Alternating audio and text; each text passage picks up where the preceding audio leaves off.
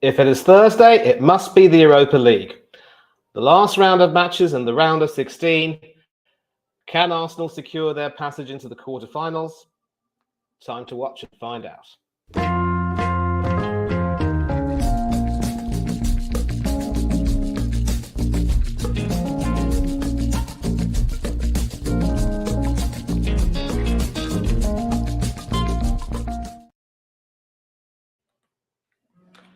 Yes, people, welcome one and all once again. Always a pleasure to be here on the Coach's Corner.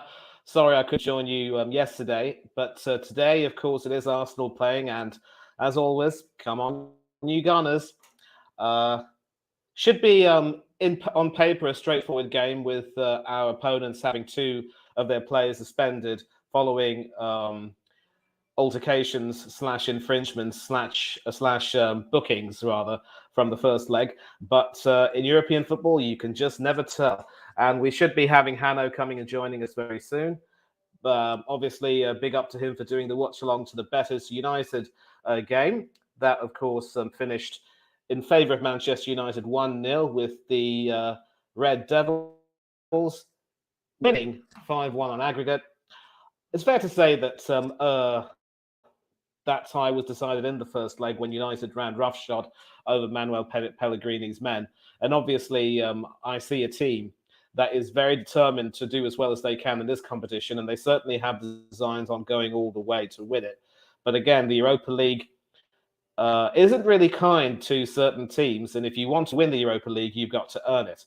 And of course, in 2021, both Arsenal and Manchester United had designs on winning the competition, but both of them fell victim to the Yellow Submarine, managed by a certain Unai Emery. Yes, folks, our Unai Emery. But it is what it is. And so we've still got Mikel Arteta. United have turned a new leaf under Erik ten Hag. Both teams on the up, both teams looking to win some European silverware and finish as high as they can in the Premiership. Arsenal, of course, top of the league. And hopefully will stay that way. But again, this has been a freakish Premiership season. And without further ado, I am going to share the team news and certainly another contentious selection from Arteta this time around.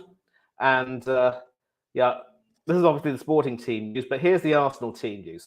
And a huge bone of contention for me personally and several other fans is that once again, what does Kieran Tierney have to do to get a start? Does he have to be on the bench practically all the time? Will he never get starts ever again? It is Alexander Zinchenko at left back with Takahiro Tomiyasu at right back. Tomiyasu weekly and not selected for the England squad for the upcoming Euro 2024 qualifiers is on the bench. And of course, with Zinchenko starting, Kieran Tierney is on the bench. I will take a look and see if he's been picked for the Scotland squad for the upcoming qualifiers. That will be missing the likes of Craig, who is out long-term with a horrific double leg fracture. But anyway, more on that later. William Saliba, Gabriel Magalhaes, central defenders, as you were. No changes there. Midfield three, there is no Martin Odegaard, so it'll be Granit Xhaka on the right, Jorginho Frello, ex-Chelsea on the left, and Fabio Vieira in the middle, and Fabio Vieira on the left.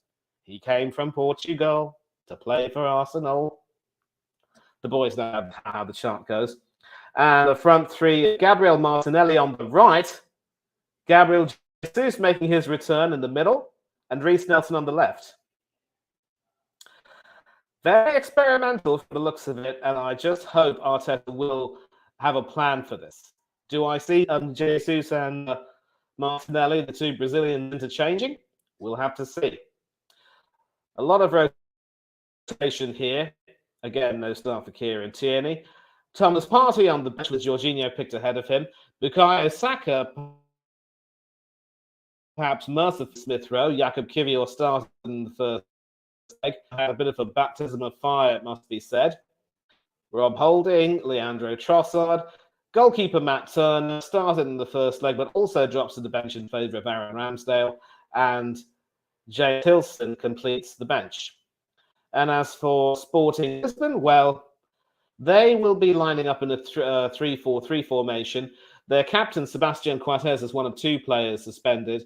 And of course, injury means that there will be no emotional return to the Emirates Stadium for the ex-Arsenal defender, Hector Bellerin, who at one point was even vice-captain of the team. Go figure. But he did play his role for us in winning our trophies, even if he certainly might not be anyone's cup of tea. So Antonio Adam, who has played for both clubs in Madrid, Real Atletico, is in goal, along with Jeremiah St. Juste as the right centre-back, Usman Diomande as the central centre-back, Gonzalo Inacio as the left centre-back, Ricardo de Souza Esgaio and Matias Reis de Lima are expected to play the role of wing-backs here, Mateus on the left and de Souza Esgaio on the right. Pereira Gonçalves and Manuel Ugarte are the two central midfielders. And up front, Paulinho Diaz Fernandez will be in the centre. Chinchao will play on the left. And the ex-Tottenham Hotspur youth player, Marcus Edwards, will be starting on the right. And we now see the teams walking out. Obviously, a much-changed team. I think Partey has been given a rest in lieu of the upcoming test against Crystal Palace in the Premiership. And it does seem to me that Arsenal look as though they would rather win the Premiership over the Europa League. This team does have quite a bit of pedigree. There's no denying that. But still, it reeks of heavy rotation. It is wonderful to see Gabriel Jesus back. And pardon the pun, Jesus returning before Easter is nothing short of a miracle. And I'm sure as a devout Christian, Hanno will probably get that pun.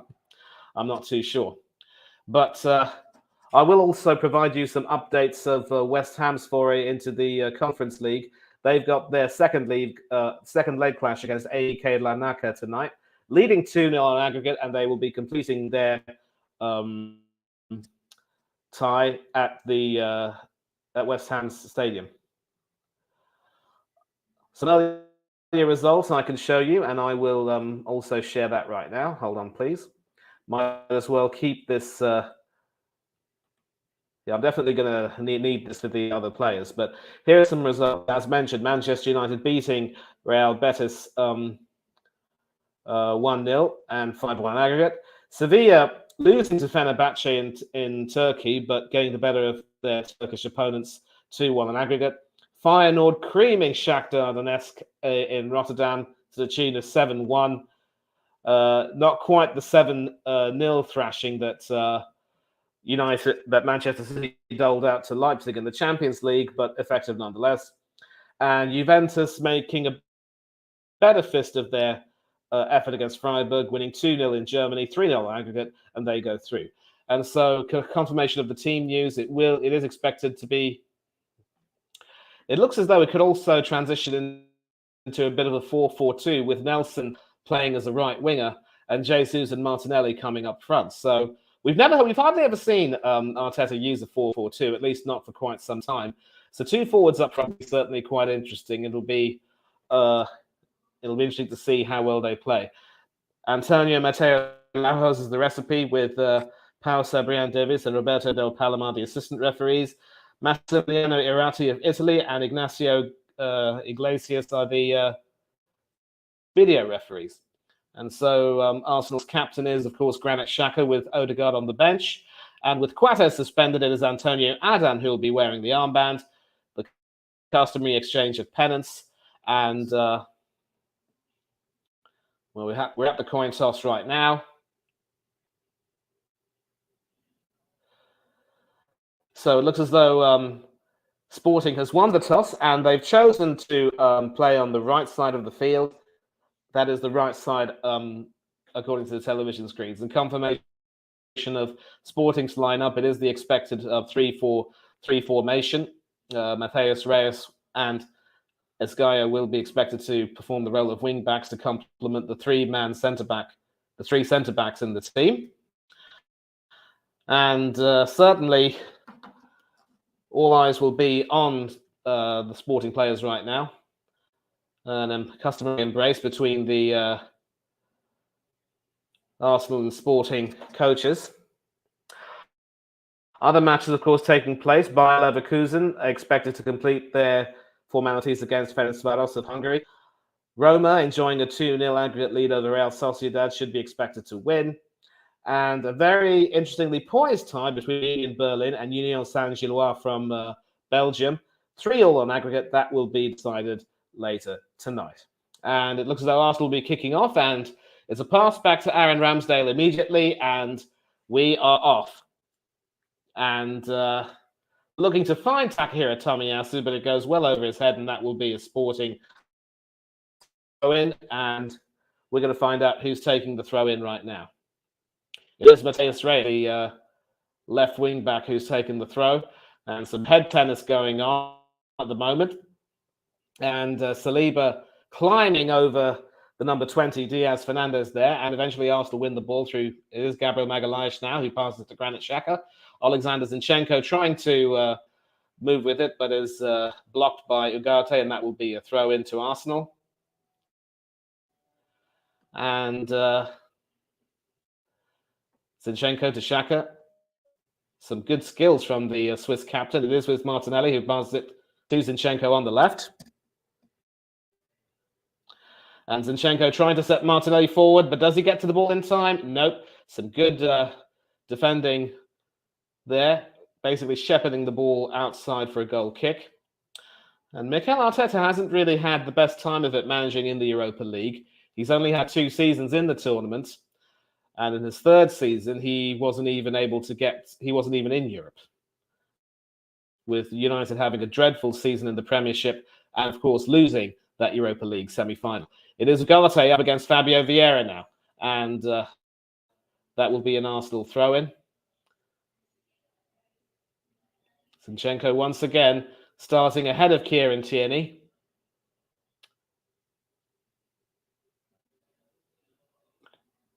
Magalhaes and Xhaka having a little bit of interplay. Now Magalhaes passes it to Jesus. And so, of course, it is the return of the 3 Brazilian Gabbies, Magalhaes, Jesus, and Martinelli once again playing in the same team. It's Magalhaes' partner, Saliba, who passes it back to Ramsdale, who was put under pressure a little bit. And that'll be another short pass from Adan, who had it under control despite Jesus' threatening intentions. And that's a long pass from Betis, hoping to find the number 17, Trincao, but Trincao not able to get on the end of that. It is now with the number 25, Gonzalo Inacio.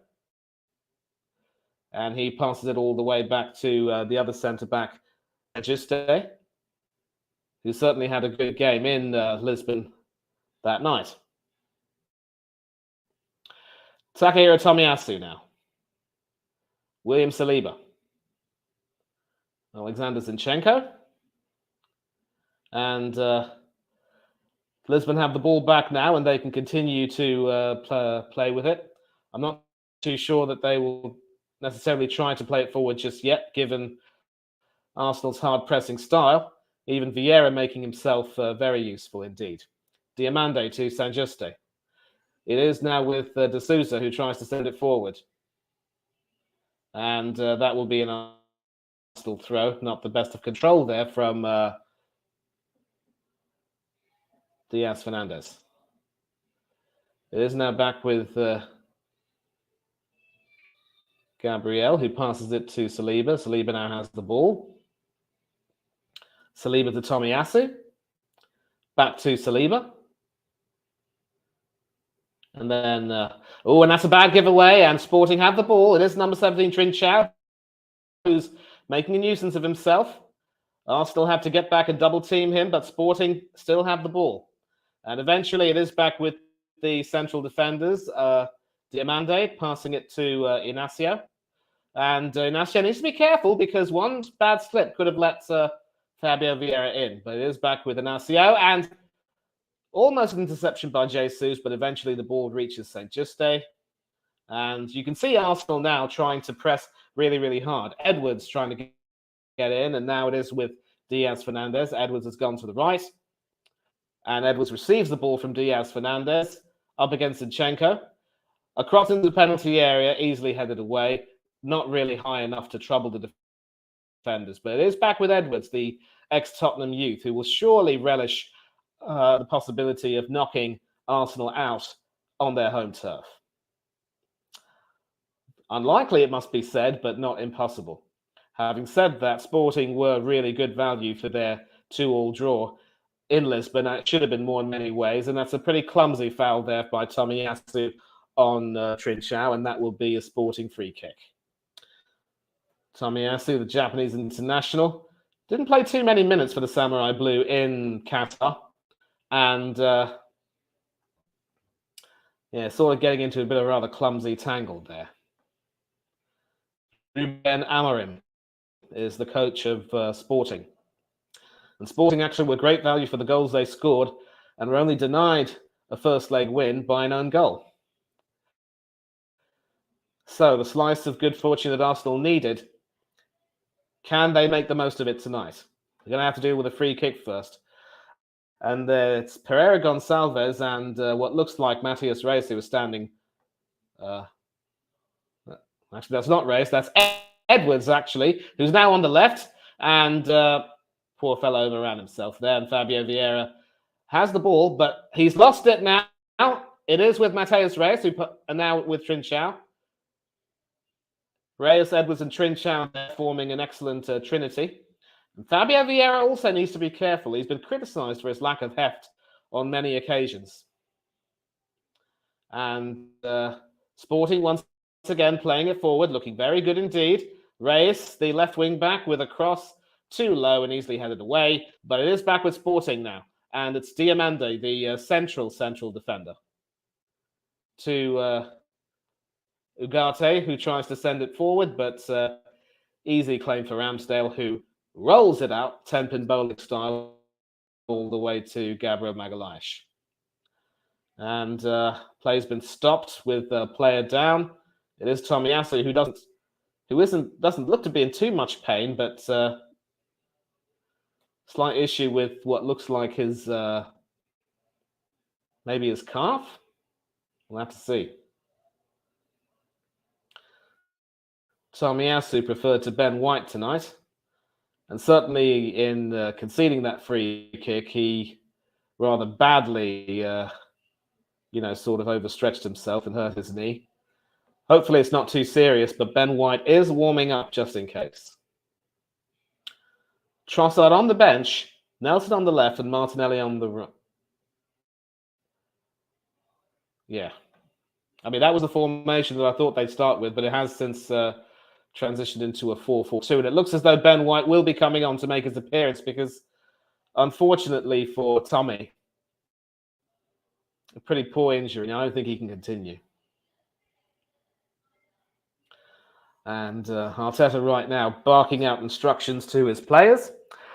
A nice time to check on comments, if any. And, I need to stop sharing this. My bad. So, any comments so far? Let's be having you. None as of yet. And, that is one disconsolate-looking Takahiro Tomiyasu, who will probably be forced to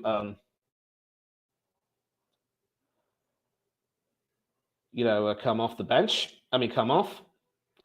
And Ben White will certainly be coming on. Ben White wasn't picked for the England squad to play in the upcoming Euro qualifiers against Italy and the Ukraine. And I think it's fair to say that given his problems in Qatar, I don't think he will ever be called up to play for England ever again, especially if in his preferred position at right back, there seem to be at least 2 or 3 or 4 players who are ahead of him in that pecking order, including Reece James from Chelsea, who makes a return to the squad after missing out on the tournament through injury, and I'm sure Hanno will be happy with that. And a little bit of time wasting going on there with Adan beckoning Jesus to come forward. And eventually the goalkeeper sends it long into the Arsenal half, and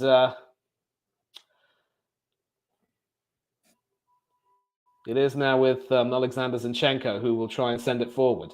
Zinchenko once again expected to perform or a supposedly dynamic dual role of left back and central defensive midfielder, but to me, it just looks a little bit, imbalanced and completely off. And this is the sort of game where Tierney will thrive. And now it is Trincao who has the ball, and it is the number 28 for Sporting, Pere Gonçalves, who tried to send a cross in, but no one is on the end of that. And so with 10 minutes gone, it is Arsenal 0, Sporting Club de Portugal 0. It is still Sporting Lisbon, based in Lisbon, but they call themselves Sporting CP. And big up as well to Northside LDN, who I'm sure will be watching this with interest. He is technically Angolan, but obviously speaks Portuguese very fluently. Bom dia, meu irmão. Hope you're well. And if you see his videos, you can see him ranting in both English and in Portuguese, with a few Portuguese phrases thrown in. It's a treat to watch, it really is. And it is Zinchenko now who's coming to the centre, to Jorginho Frello, formerly of Chelsea, of course. And now Ben White, who definitely does overlap quite well, and who has certainly taken to his new responsibility of being a right back like a duck to water. But now, though, it is with Pere Gonçalves, who sends it all the way along the right, and that is a brilliant midfield splitting pass, which finds, not sure who that was, but it is now with the number 15, Ugarte. And that was number 47, De Souza, who, of course, is the right wing back for tonight. Back with De Souza Esgaio, and it is now with the central defenders. Inacio trying to play it forward, up against Fabio Vieira, passing it back to Diamande. Trincao gets it to Ugarte. And now it is with Saint Juste, Diamande, Inacio. And what does Inacio do? He passes it back again to Diamande. But obviously with the... and some great work there from Trincao to try and get it away from Ben White. Eventually losing the ball, but Sporting win it back. It is now with Inacio. And Diamande doing some good work, twisting Jesus around. And one would think that with the Brazilians in the Arsenal team, they'll be able to perfectly understand the Portuguese being spoken among the Lisbon players. But an excellent pass, and that finds Trincao all the way on the right. Up against Jorginho in the Arsenal penalty area, looking threatening. Well, that looks to be wide because there's no corner, but Ramsdale has been tested finally, and that's the first shot in anger. Brilliant defense splitting pass. Alexander Zinchenko nowhere to be seen. Jorginho doing some work, cleaning up, hoping for a shot from outside. I think it's fair to say that Ramsdale would have had it covered anyway, but there was no save. That was always going wide, and that will be a goal kick. And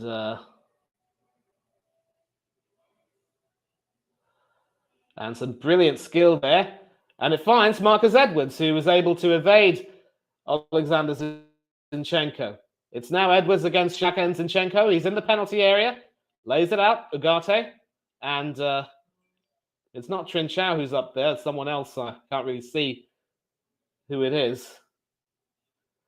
But it is back with Diamande. Inacio.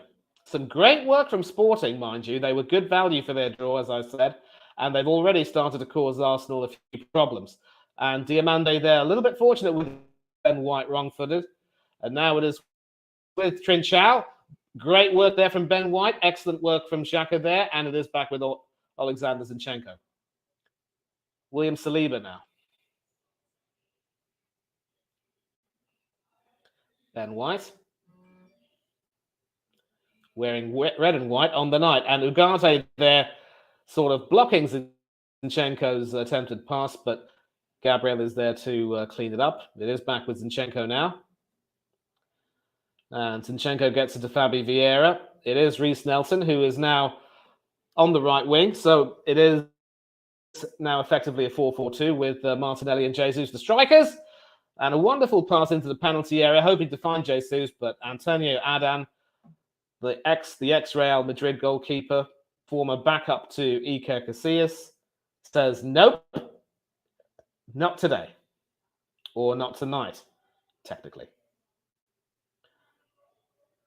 And Ramsdale says the same thing, not tonight.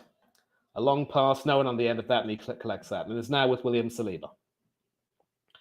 And so coming up to a quarter of an hour gone, in fact, a quarter of an hour has gone. It is Arsenal 0, Sporting Club de Portugal, or Sporting Lisbon 0. And you are here on the Coach's Corner in the company of yours truly, Manny Vangadurai. And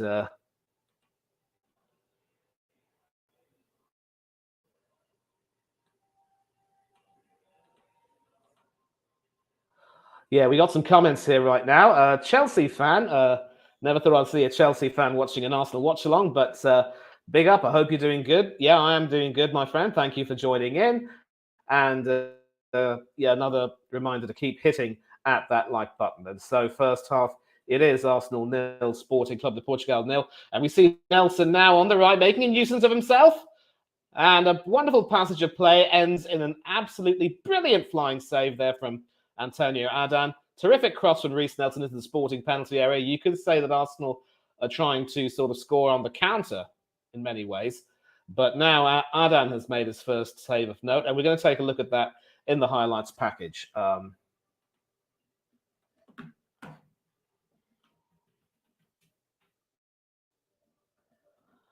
But at the moment, it is still with Arsenal. And Edwards now. And there's a player down. It is Jesus, who has, of course, come back from his knee injury. Let's not forget. Hopefully, it's not his knee. And actually, it was the case of Ugarte just stamping on his foot. And we still haven't found out who forced that save from Antonio Adan, but it was an important save because that ball could have crept in. So terrific stuff there from the former Real Madrid keeper. It is now, of course, an Arsenal free kick.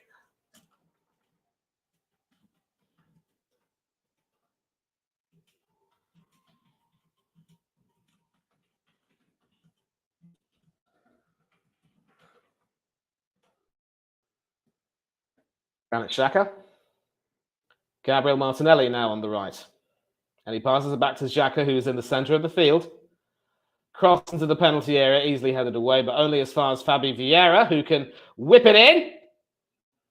It is now with Reiss Nelson, who does have some decent skills and enables Jorginho to get it. Fabi Vieira in the penalty area.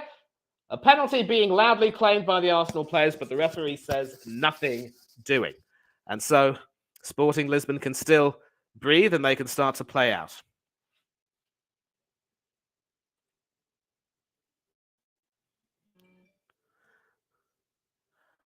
Yeah, and it is now with Inacio, who passes it all the way to Saint Juste. And so far, both teams, I wouldn't necessarily call this a cagey game because at least now there have been some chances of note. Ramsdale hasn't had to make a save, but we're going to take a look at this right now. And clearly, yeah, I think Fabi Vieira lost his footing there. And Pedro Pereira Gonçalves did get the ball. So really, there was no claim for a penalty there. And I don't think VAR would have been used for that. But now, trouble for Sporting in the penalty area. But Adan once again with the save, but not this time. Granit Xhaka with an absolute howitzer into the net. And with that, Arsenal have taken the lead through Granit Xhaka in the 19th minute. Well, it looks as though Arsenal are playing the unfamiliar role of counter-attacking team tonight. But almost certainly it's another indication that you cannot afford to make any mistakes, really. But we're going to find out what's going on. And Zinchenko getting some results, and Xhaka now making a rather childish gesture, it must be said. Clearly onside. Excellent work from Martinelli running in. Great save from Adan, but Xhaka was there with a Xhaka boom right into the net. And it is Arsenal 0, Sporting Club de Portugal 1. And Xhaka was there. Right place, right time. Great save that from Adan, but no chance there with that shot. And Mikel Arteta is one happy chappy. Really not too sure what that gesture is for. The whatever. But it is what it is. And that is his second goal in 7 matches. This competition. And what do we have here? Apparently, William Saliba seems to be hobbling right now. I'm not too sure. I just hope he won't be forced off. And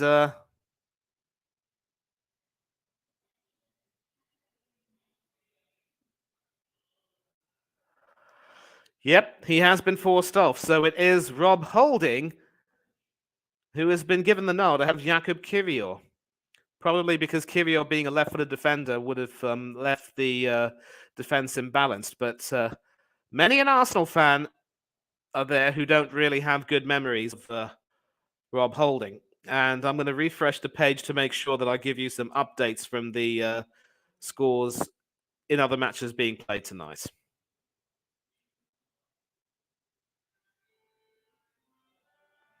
Well, it is goalless between West Ham and Larnaca in also in London at the Boleyn Ground.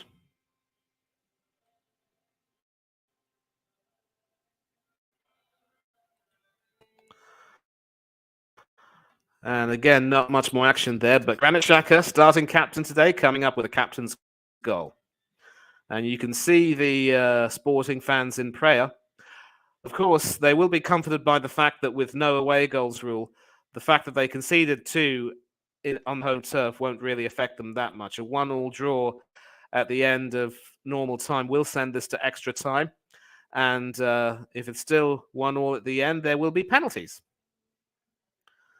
But Arsenal now, buoyed by that goal, have come at Sporting Lisbon in a fury, and they're looking for a second. It is Jesus now on right, coming into the penalty area. And a penalty has in fact... Well... A penalty. I don't know if a penalty has been awarded, but we're going to find out what's going on here.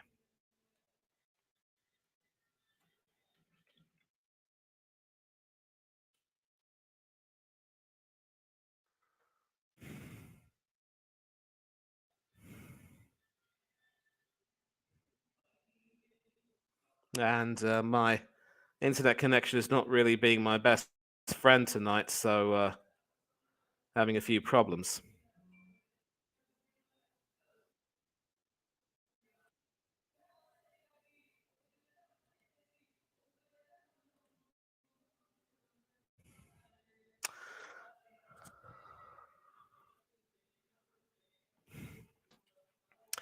And as ill luck would have it, there's a problem with my television set.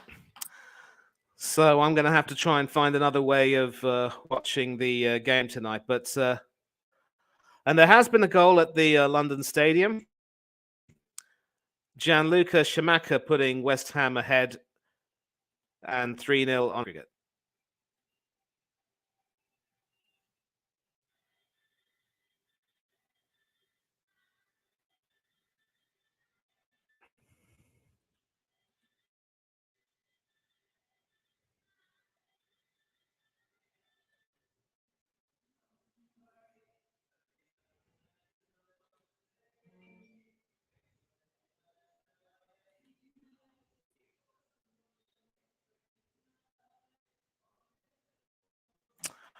And an update on that penalty shout.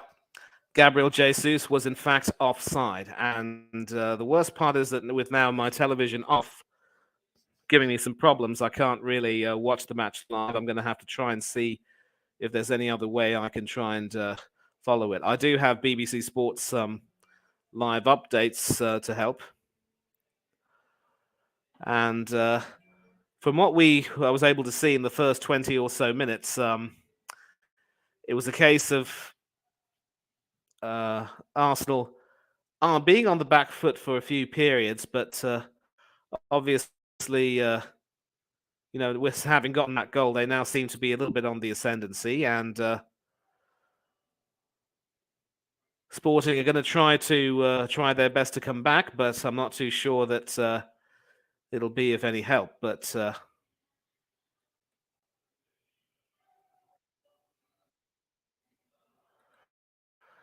right, so I am back now, able to see something. Yeah, the TV is back now, and it is a Sporting throw, but easily dealt with. And Arsenal still have the ball. It is with Rob Holding now, who is in the team. Passes it to Ben White. And that is another back pass to Baron Ramsdale, rather, who chests it down. And it is still back with Sporting Lisbon.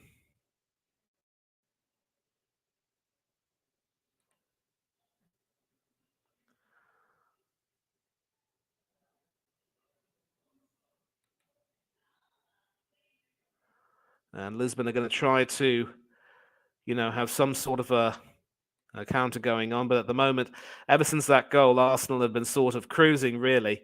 And Sporting, obviously, with their substitutions affecting them, have not really been able to be as penetrative as much. They've almost gone into a kind of defensive mode in a way.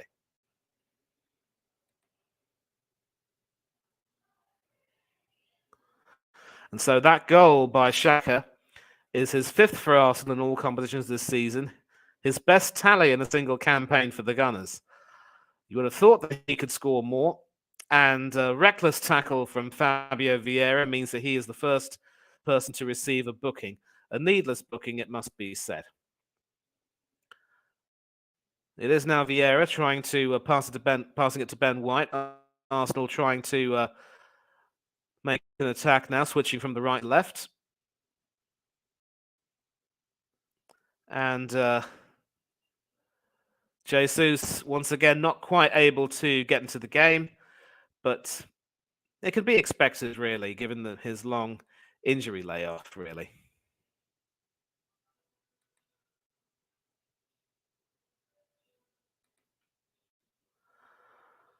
And you can say that the pace of this game has sort of slowed down a little bit, and Ramsdale once again claiming that.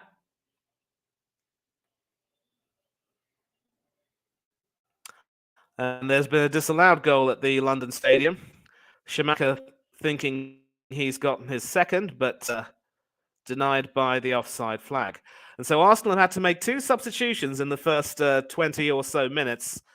So 2 defensive substitutions, it must be said. So there are some concerns right now. Elsewhere, Leverkusen have gone 1-0 up on Ferencváros, and Union Saint-Gilloise have taken the lead over the Bundesliga challengers Union Berlin, who at one point were leaders in the Bundesliga this season and are still in that top 3 race. It is now a corner for Arsenal, and Reiss Nelson will be taking it. And you can see Arsenal have now come into the ascendancy a little bit. They've come into their own. A short corner, and that is with Zinchenko, who gets it into the penalty area. And Antonio Adan once again with that save from Gabriel Martinelli, showing why he was so highly rated at Real Madrid. And almost immediately Sporting in the Arsenal penalty area, and an opportunity for a shot, but well blocked by the Arsenal defender. And we'll find out now who that defender is. But a poor giveaway there from Reiss Nelson, or well intercepted there by Ugarte. And Sporting can try and move with it. Gonçalves to Inacio. Diamande. He's got Saint Juste to his right.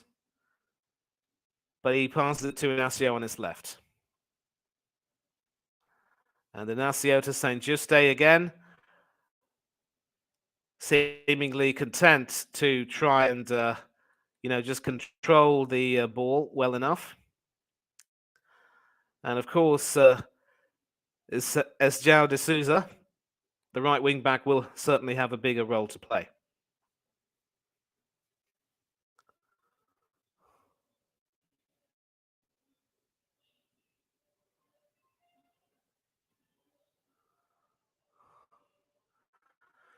And so some terrific work there from, that was, of course, the ex-Tottenham youth player Marcus Edwards with that opportunity. He would have loved to have scored against the Arsenal.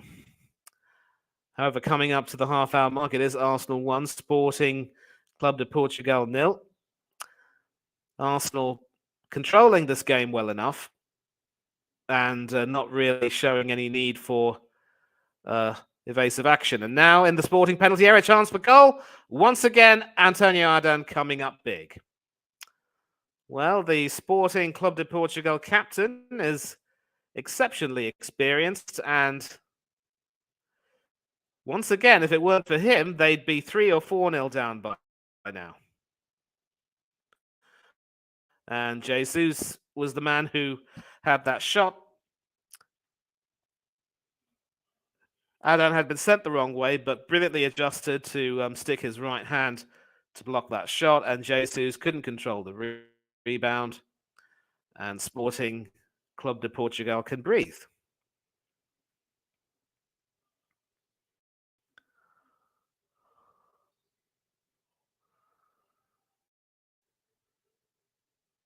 And of course, this weekend, we'll see Manchester City taking on Liverpool in the Premier League.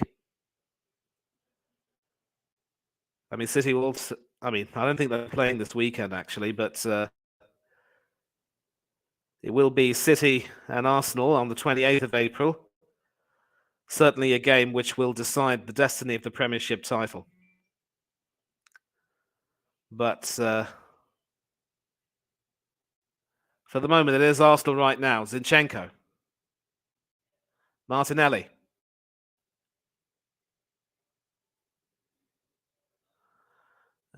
Is now back with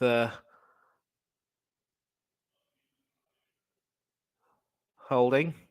Now with White. Nelson. Back to White. Jorginho. Xhaka. Martinelli. You can see now that obviously the goal has really freed Arsenal up a lot, and they're certainly starting to move the ball very well indeed. Jorginho now.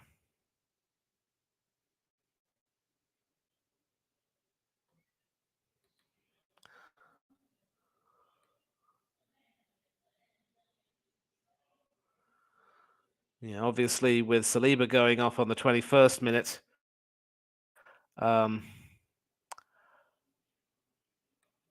everyone will be hoping that it isn't really a bad injury indeed. And once again, Arsenal in the penalty area. And the offside flag has been raised once again against Gabriel Martinelli.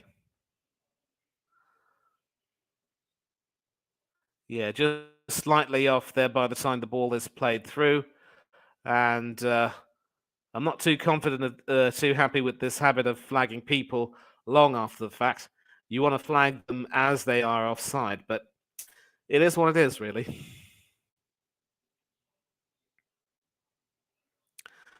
Adan to Diamande, who will try and play it forward.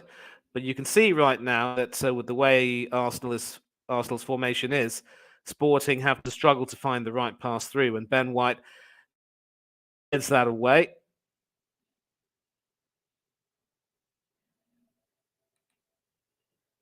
And of course, an update from West Ham and Larnaca. There was a goal disallowed for the team from Cyprus.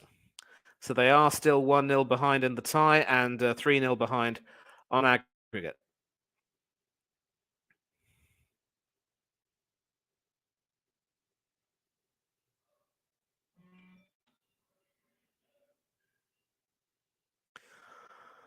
And of course, later on, there will be a call-in show courtesy of my good friend Del Boy Gunner TV. What's the crack? What's the bleeding story? Well, the bleeding story is Arsenal are about an hour away from the Europa League quarterfinals. You wouldn't exactly call this a very powerful performance per se, but certainly very well controlled. And cynics might call this casual, but I suppose in a way it's certainly a performance that is merited against a team like Sporting. And of course, having gotten the first goal, everything's settled down quite nicely.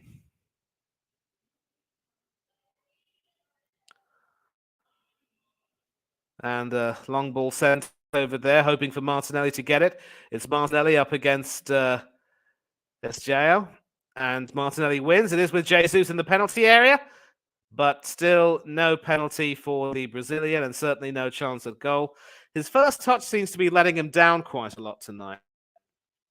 I wouldn't say he's having a bad game per se, but it is difficult for him to sort of really rediscover his instinct. And once again, Diamande and Inacio combining there to let him down. I mean, not really let him down, but sort of stop him from doing anything more with that. And another long, hopeful pass on the left, but Ben White has that covered. Easy back pass to Aaron Ramsdale, who sends it forward, and Arsenal can continue with their play. It is now with Fabio Vieira, who's now switched to the right, starting on the left, and a brilliant pass into the penalty area, wonderfully weighted. And it is Nelson who's come in, and that should be an Arsenal corner. Well, apparently Jesus' reaction says it all. He is not happy with that decision. It looks as though that'll be a Sporting goal kick. Broke the offside trap very well indeed, and I really can't see that being an offside, but we will find out what the referee's decision is. Yeah, not offside, but it was given a goal kick. And Sporting once again through Chinchao trying to play from the back, but effectively being forced back by the high-pressing Arsenal team. And that is played forward. But Arsenal are able to work with that, and that will be a Sporting free kick and a pretty poor challenge there on Granit Xhaka, who's clutching his thigh. And the Sporting player responsible for that has to be careful. It is it's Ugarte there with the foul, and he has to be careful because he did of course have another challenge earlier on in the game, and it certainly would not look good for him or the team if he ends up getting a booking and putting himself in trouble. Arsenal now on the right, and that will be kept in and tried forced in, but the defence holds firm this time around. It is now with Ben White. Wonderful pass into the penalty area, but easily defended. Rob Holding now, and an offside there puts paid to all of that.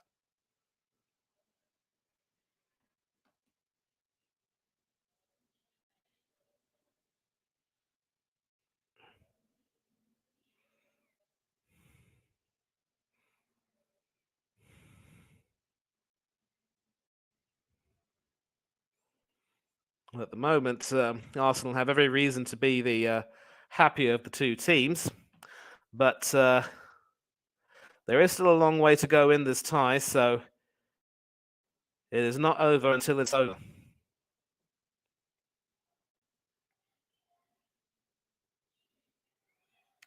Adan trying to send that a little bit long.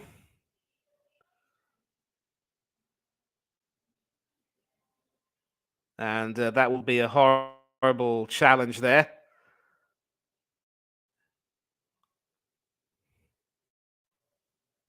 Jorginho there being given the talking to by the referee. Obviously picked tonight to start ahead of Thomas Partey. but with a poor challenge there against his fellow number 20, Diaz Fernandez.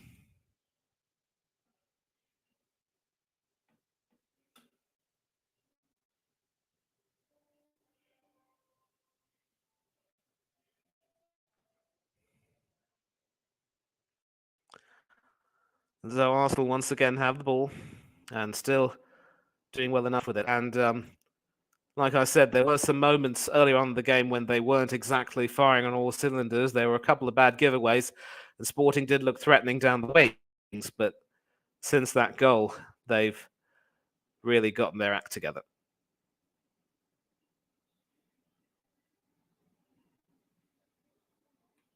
And so another update from the London Stadium. West Ham hitting the woodwork. I'm pretty sure they won't be in any trouble of losing this tie, but you just can't tell in European competition, and a possibility here of a Sporting attack, but Ramsdale sensing danger is out very quickly to clear that and send that deep into the Sporting half, and Alan is able to claim that quite well, sort of calming his team's nerves. And so coming up to 40 minutes, it is Arsenal 1, Sporting 0. 5 minutes to half-time with some stoppages, if any. And a brilliant run there from Sporting. A chance for a goal, but sort of rushed into the shot there. And in the end, that was sent high and not at all handsome. And it is St. Juste there who had a stormer in the first leg, slicing through the Arsenal midfield like a hot knife through butter. But with Gabriel Magalhaes bearing down on him, he just couldn't get his shot on target. Certainly didn't have anything on it to trouble Aaron Ramsdale. And it will be an Arsenal goal kick.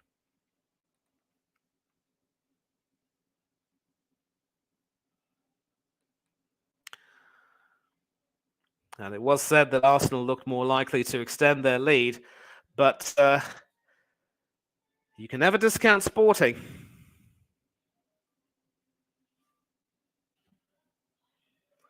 They will still find a way.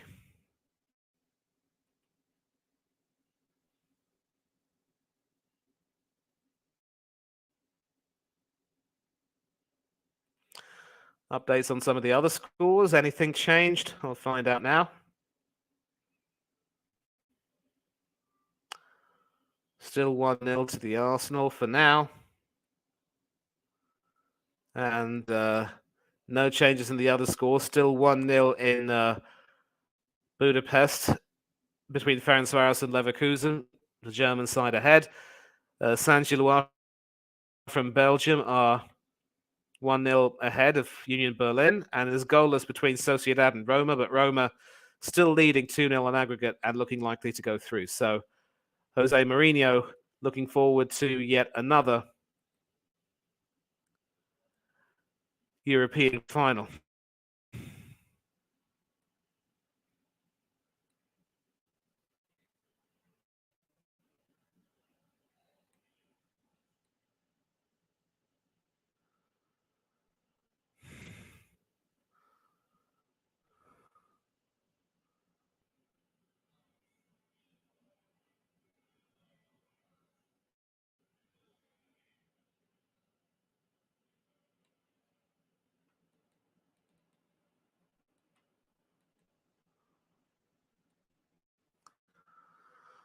And once again, the half sort of almost starting to peter out a little bit. A combination of poor TV and my internet not really doing any favors at the moment.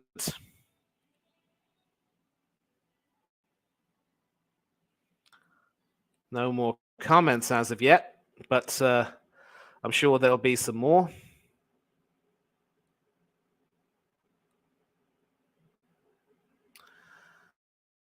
Yes, and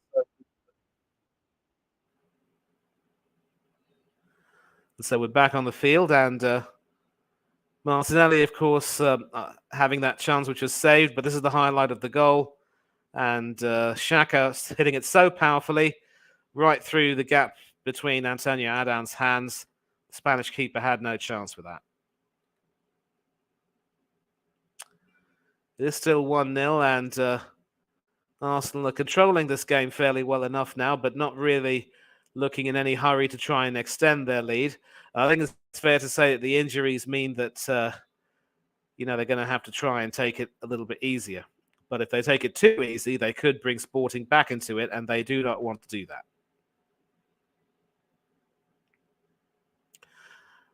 Just as I say that, Sporting do have the ball now. It is Ugarte who's been able to twist the midfield around. A pass out to the right. Is that Edwards? It could very well be. But now Sporting have a chance, and that is blocked for a corner. And so Sporting have a chance to provide a sting in the tail.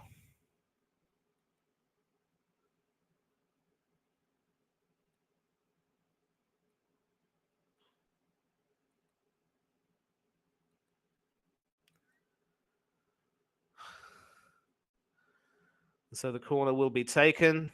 Looks like a left-footed corner. And that is swung in, and that beats everyone, and that goes out. And we're going to find out how many minutes of added time there will be. 4 minutes of time have been given. A little talking to there between the referee and one of the Sporting players. We're going to find out who. Certainly had the right idea, being a little bit high, but it went a bit too long. Nobody on the end of that, and it was Diamande there who was claiming that he was being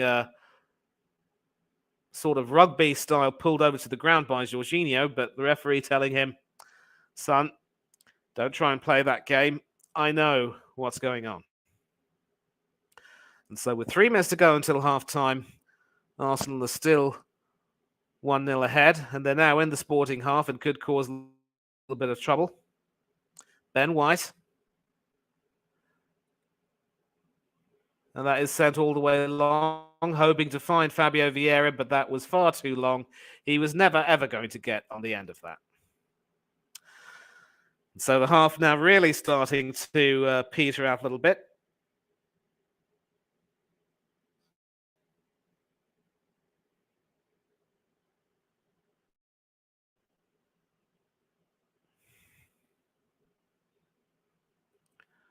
It is Inacio who tries to send it forward. Great play from Trincao there.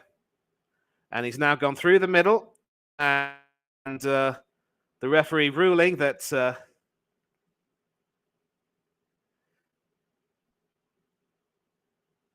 there was a foul, I think. Yeah, Granit Xhaka there sort of impeding him. And so a booking for the captain and goal scorer. Needs to be careful. We're going to see what Sporting do with this free kick.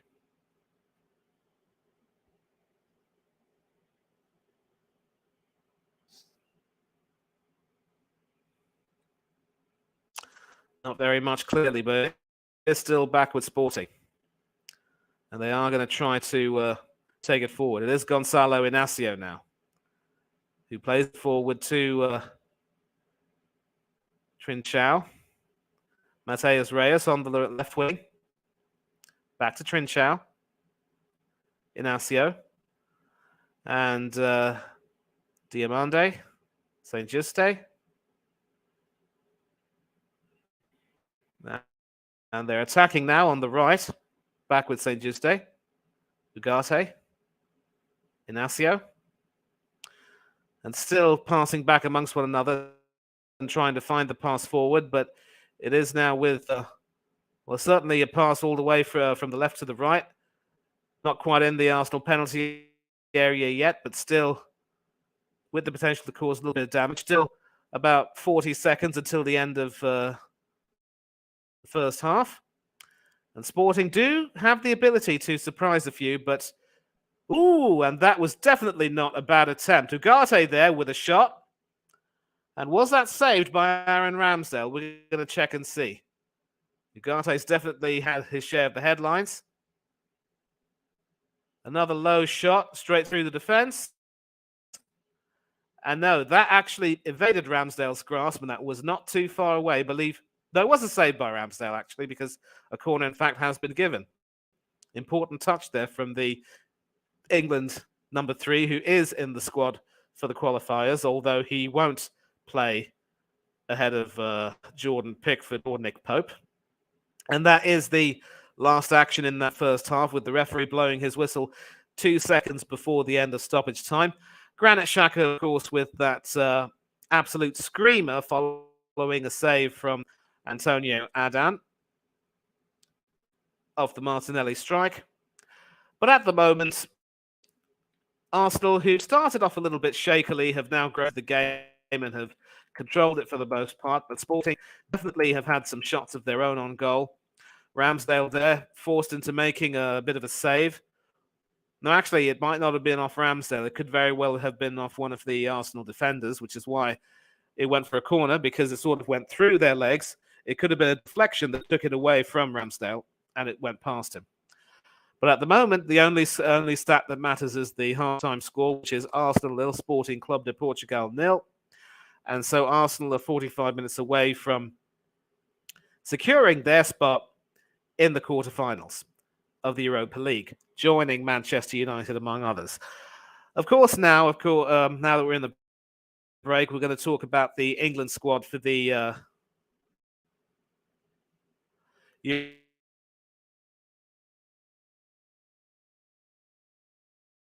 same old for Southgate. He's pretty much stuck faith with the majority of the squad who went to Qatar and played, with a few notable changes. Ivan Toney, who didn't make the squad, instead Callum Wilson went ahead of him. In a reversal of roles, Ivan Toney has been selected in place of Wilson. He's yet to be capped by England at 27 years old, and so this could very well be a first for him. He is, of course, facing a potential ban from the game, having accepted breaking betting rules laid out by the Football Association. And England will travel to Italy on Thursday, the 23rd of March, and will host Ukraine at Wembley on the 26th of March. My birthday. How wonderfully appropriate. And these matches are, of course, going to be England's first, since they were knocked out by France in the World Cup quarterfinal. France, of course, going on to make the final, only to be beaten by Argentina on penalties in what was an absolute cliffhanger, a masterpiece of a final. And among those not making the squad, Liverpool right back Trent Alexander-Arnold, one of 5 players not to be in the squad. The others, of course, being Everton defender Connor Cody, Arsenal defender Ben White, who is, of course, now on the field tonight, Newcastle striker Callum Wilson, and the injured Chelsea winger Raheem Sterling. But Reece James of Chelsea and Ben Chilwell, also of Chelsea. The Chelsea duo missed the World Cup through injury, but they returned to the squad, along with Crystal Palace defender Mark Gahey. But other notable absentees include the likes of Fikayo Tomori, who has been outstanding for AC Milan this season in their Serie A and Champions League campaigns. He wasn't picked for the World Cup squad, and he doesn't make the squad now. And, of course, Kyle Walker has also been picked, despite the police in Cheshire launching an investigation after a newspaper alleged indecent exposure on his behalf in the bar.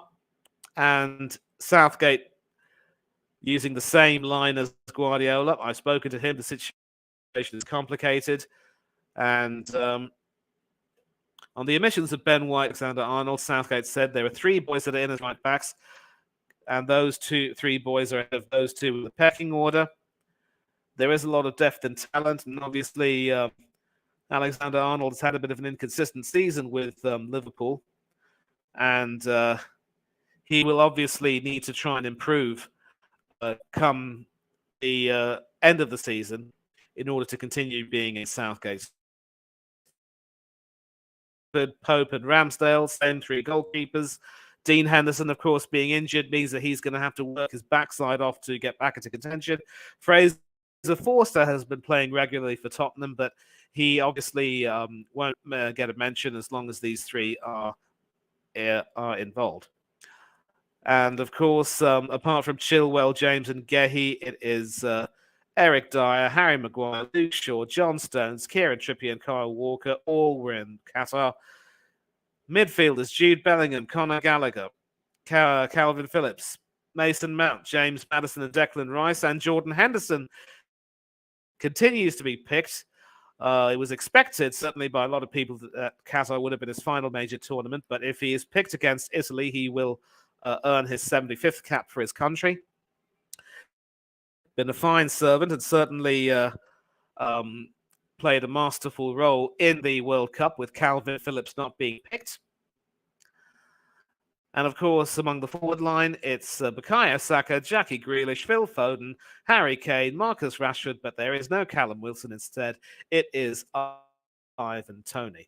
And so if you want to talk about my thoughts on this squad, again, it is basically the same old from Southgate, really. It's one thing to show loyalty to players who have served you well, but when there are some players who pretty much don't really add very much to the squad and don't really play, and who haven't really been able to produce, now would have been the time, especially with no friendlies being played after Qatar, to try some new players in and bring them in and see how well they would do. A lot of other teams would do that. And of course, Southgate's reluctance to deviate from his tried and trusted means that Jordan Pickford will continue in goal. The pecking order, the way I see it, is Pickford, Pope, and Ramsdale. I know a lot of my fellow Arsenal fans have been clamouring for Ramsdale to be England's number one based on the fact that he's in the Arsenal team that is currently top of the Premiership. But I'm sorry, I'm going to have to disagree. His last performance for England against Hungary was absolutely diabolical. Conceded 4 goals, basically flapped in attempting to make some saves, and showed a lot of technical deficiencies. And unless he improves those technical deficiencies and works on them well with his coach and improves himself in a way, he's never going to be that type of goalkeeper who will truly dominate for England. Certainly not in the way the likes of Peter Shilton, Ray Clements, David Seaman, Joe Hart, Jordan Pickford have done. So Ramsdale's going to have to bide his time, improve his game, and see if he can get a look in. Pickford, I know, has been involved in a really messy situation at Everton in the league, but whenever he's played for Everton, he's seldom put a foot wrong. And of course, the small matter of 50 caps for England and hardly and no bad games really, from what I can remember, means that Pickford will still stay in. So obviously, if I had some England fans with me, we could talk about the squad even further. But we are getting close to the resumption of the Arsenal Sporting game, and it is time to head back to Lisbon. And, well, probably not just yet, because they're still showing some highlights of the first leg, where Sporting were very unfortunate by many accounts to only get a 2-2 draw. Arsenal's second goal was, in fact, an own goal.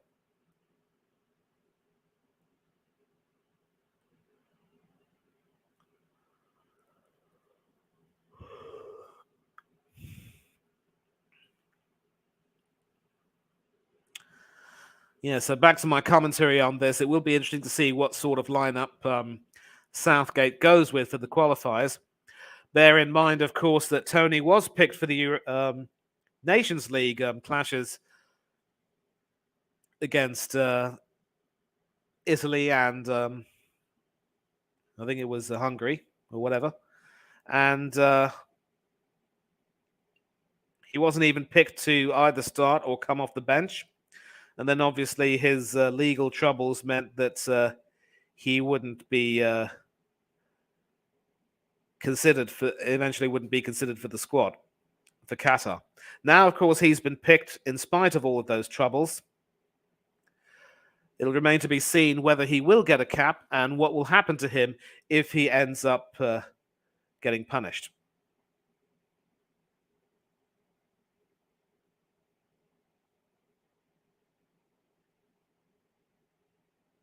Just updating my Instagram story. So far, 1-0 to the Arsenal. So good. And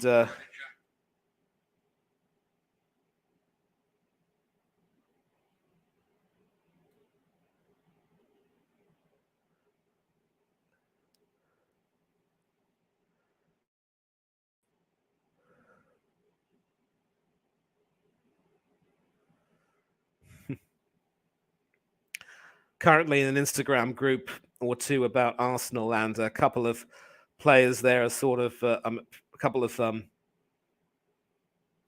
people in the chat are sort of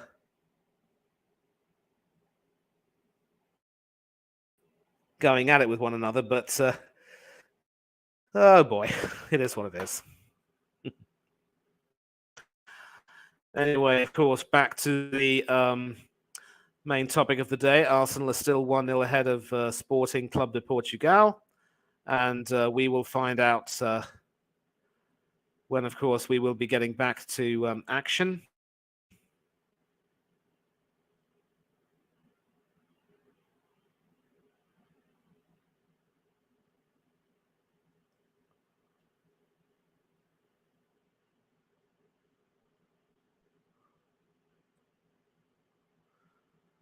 And of course, after seeing Mick Jagger in the stands at Craven Cottage for Arsenal's game at Fulham, apparently a certain Kim Kardashian was in the stands at the Emirates Stadium with her son to watch Arsenal play tonight.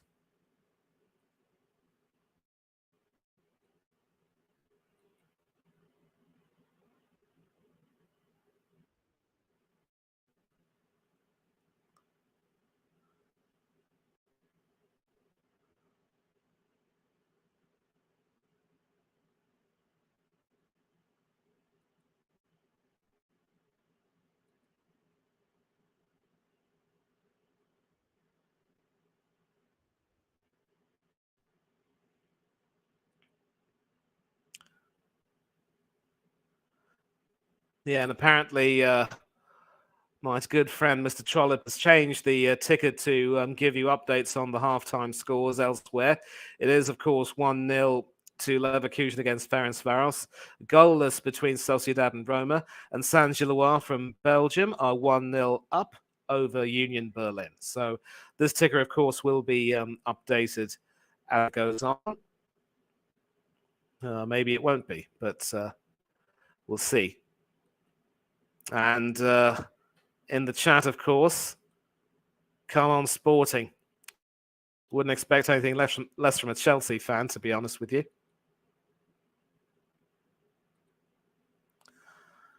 But again, this is the story.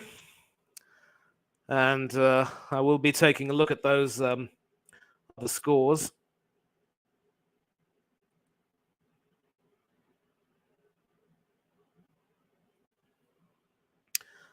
Some really worrying stuff about Tomiyasu and Saliba, of course, going off injured. That's 2 substitutions out of a maximum of 5 that Arteta can make. So still a lot to look forward to, still a lot to play for. But it is looking okay so far. All we have to do is, all Arsenal have to do, rather, is keep their composure.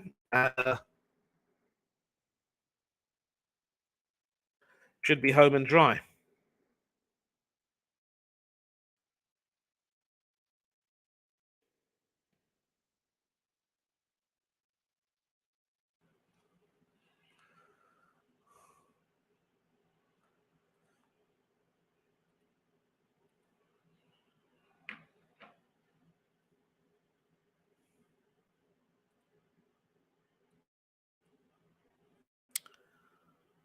And of course, this is the headline for tonight: Arsenal against Sporting Lisbon, live from the Emirates Stadium in London.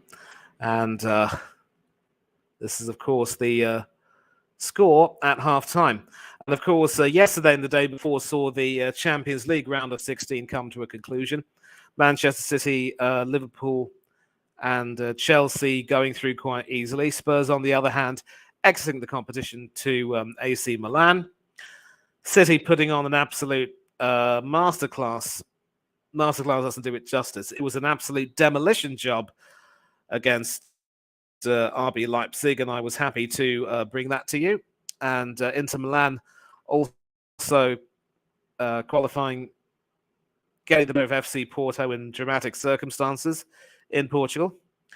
And then, of course, the following day saw Napoli completely prove their dominance over Eintracht Frankfurt.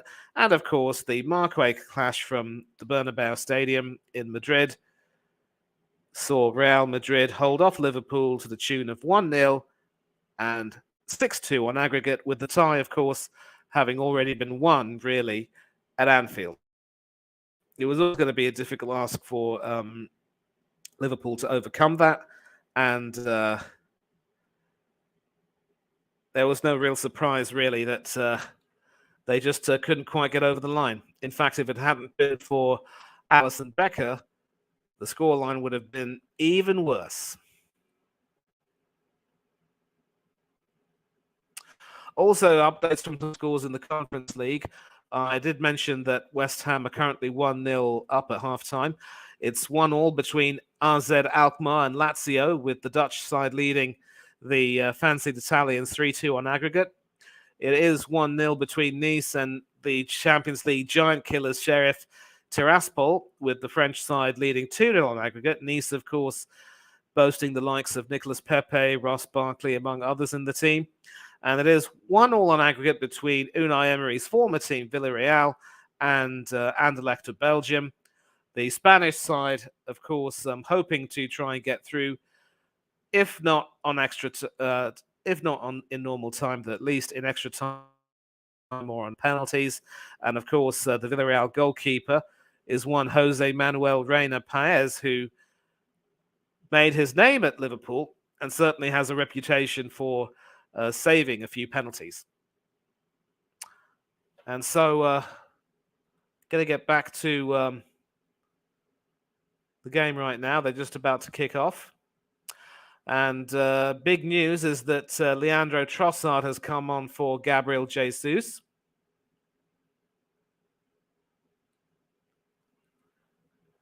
So there's only one half for the Brazilian. And we've just kicked off at the Emirates Stadium with Arsenal now attacking from right to left. And Sporting 45 minutes away from exiting the competition. And so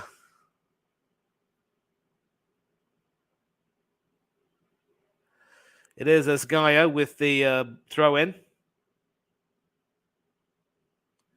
But Rob Holding is able to cover that and send a pass back to his goalkeeper, Aaron Ramsdale, who sends it really, really long. And a defensive header there, putting Sporting actually in some trouble, because it is now Fabio Vieira and Reece Nelson on the right. Passes it back to Martinelli, not Martinelli trying to play that forward, but it is with Trossard now, who's in the penalty area. And yet some good work from Mateus Reis puts paid to all of that. So the thing about Fabio Vieira is that he has been able to, make himself useful by getting into some good spaces, but hasn't exactly, come off well when it comes to really physical clashes.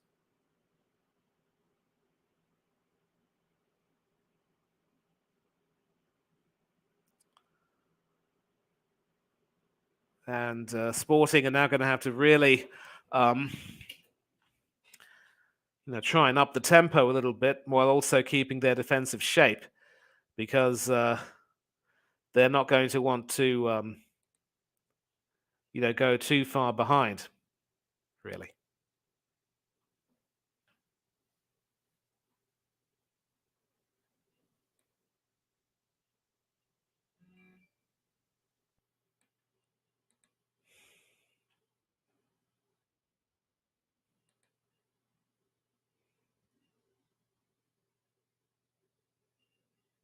Yeah.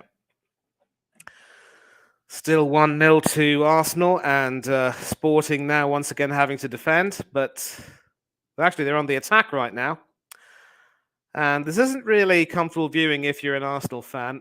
I think cynics might call this an example of how, by allowing Sporting to come at them, Arsenal are inviting trouble. You could say that, the control with which they're playing is quite exemplary in some cases, but you really don't want to see Sporting given any kind of an opportunity. Jorginho Frello can now try and play that forward, but instead Sporting end up winning the ball back, and they're going to attack down the left. And once again, it is with Sporting. And no foul given by the referee, so the advantage Arsenal will play on. But Sporting have the ball back, and they can continue to work their magic down the left. It is Mateus Reyes now, the left back. Attempted pass into the penalty area, but the defence holds firm, and Arsenal can clear their lines. But another poor pass, and that led Sporting back in. It is Marcus Edwards now, the ex-Tottenham youth player. And the eventual shot there from Pedro Gonçalves is really nothing to shout about. But some really good work here from Sporting Lisbon, taking advantage of some sloppy passing from Arsenal, really. And I'm sure the coach will be pleased. He'll probably be, hoping that the team are just building up to something and trying to get something a little bit later on, but we will see. Interestingly, of course, Ramsdale was preferred over Turner to start this second leg, but ironically enough, when Ramsdale played against PSV Eindhoven instead of Turner, Arsenal lost and Ramsdale did not have a very good game. So I think it's fair to say that Arteta has shown that he's willing to take it seriously enough by making sure some players do play and some players don't. And of course, in the case of one player who has not been picked to start today, I think this could very well be it for that player at Arsenal. It is now with Esgaio, who tries to send it forward, and it is now Marcus Edwards now who is going forward, with Esgaio going up now to overlap. It is number 47 now who has the ball, overlap beautifully, a cross coming in, but, well, I'm not too sure if Ramsdale meant to claim that, but again, it ended up being cleared by Zinchenko anyway.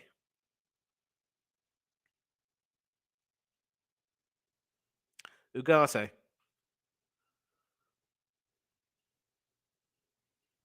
Back with Diamande. Back with Ugarte again. And again, interplay between the midfield and the defence. But Sporting are certainly passing the ball very well and certainly looking to create some opportunities. And you think that if Arsenal continue to be a little bit lackadaisical, they could, against the run of play, concede a goal. You could say at the moment they're trying to soak up a little bit of pressure, but you can't excuse some sloppy passing. I'm sorry, you just can't. And an attempted pass over there. I'm not too sure it will reach the Sporting player in time. Reece Nelson doing some good work. And we're going to take a look at this right now. It ended up being a cross-come shot. And a sort of flap there, really, from Ramsdale. Looking to try to punch it, but ended up flapping, really, and just pushing it away.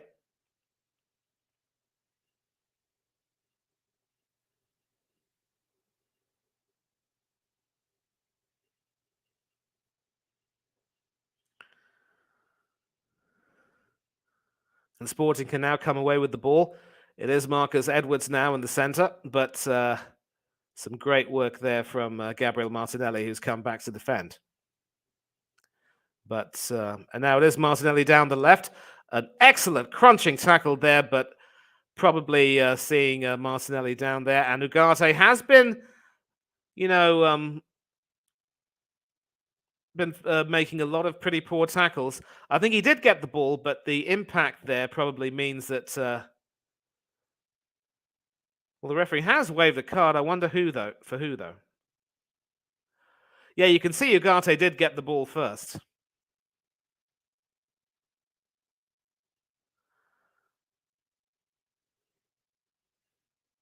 Well, there's a confirmation that Ugarte has indeed been booked, and I suppose that's the penalty you pay for being a little bit too trigger-happy with your feet one too many times.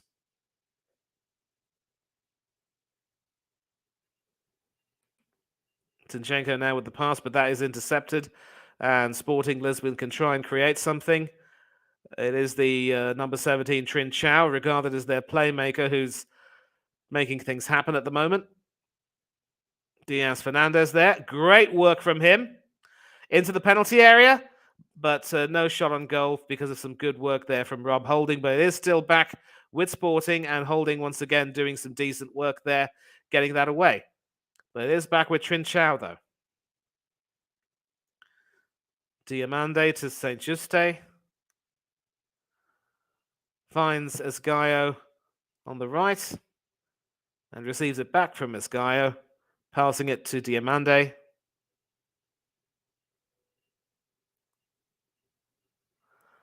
And Sporting once again trying their best to create an opening.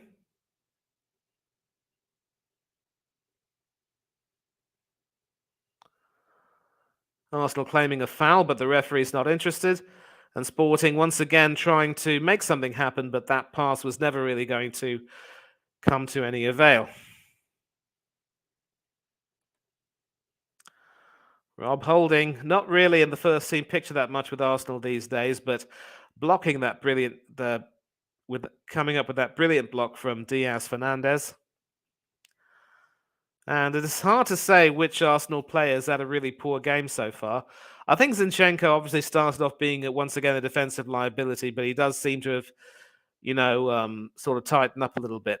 Although with him in the team, it means that Martinelli has to come back and defend a lot more.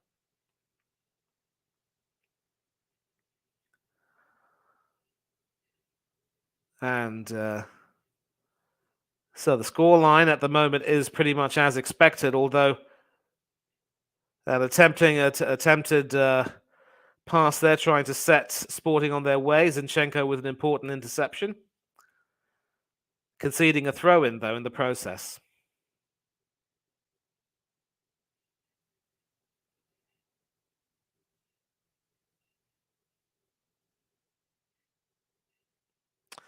And Diaz Fernandez there, losing his footing and conceding a throw. And it will be Zinchenko to take that throw.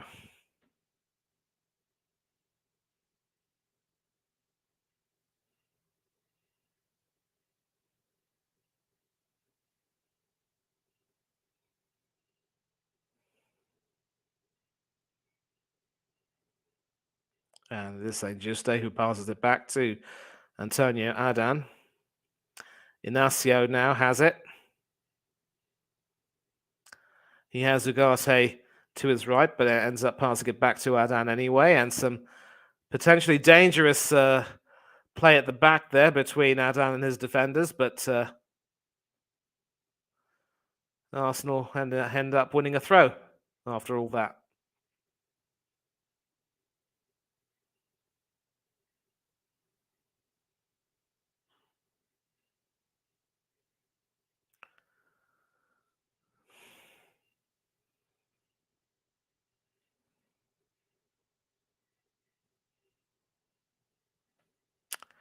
So Ramsdale receives it outside his area and passes it to Gabriel. Zinchenko now. And some decent footwork there from the England number 3. And Zinchenko heading that pass out for a throw-in.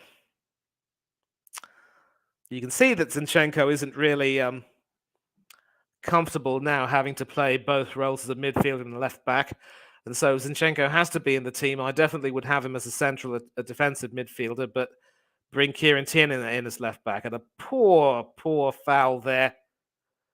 Clearly, Jorginho Frello was assigned to mark his counterpart, also wearing the number 20, Diaz Fernandez. And that wasn't the best of tackles there. And so Sporting Lisbon can once again try and create something, but Arsenal's defence is more than up to the challenge, as has proved. And Sporting do, however, win the ball back, but once again give it away. Reece Nelson back with Trossard, who came on for Jesus at half-time. Actually, he came on for him just before the second half, but potato, as far as I'm concerned. St. Juste. Esgaio. Diamande. Trincao. Back to Diamande. Back to Trincao again. On the left to St. Juste. hoping to find someone in the penalty area, but the defence not letting up. It is with Mateus Reyes, who has had another good game for Sporting Lisbon, rather. It is now with Saint Juste, who can try and control that. It is now with Esgaio. Edwards has run into the penalty area. And Esgaio wins a Sporting throw.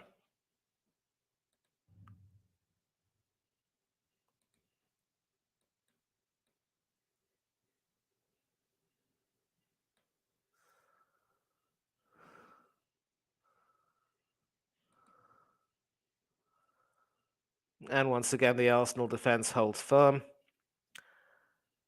Coming up to the hour mark, still no change in scoreline, still no real attempt by Arsenal to double their lead.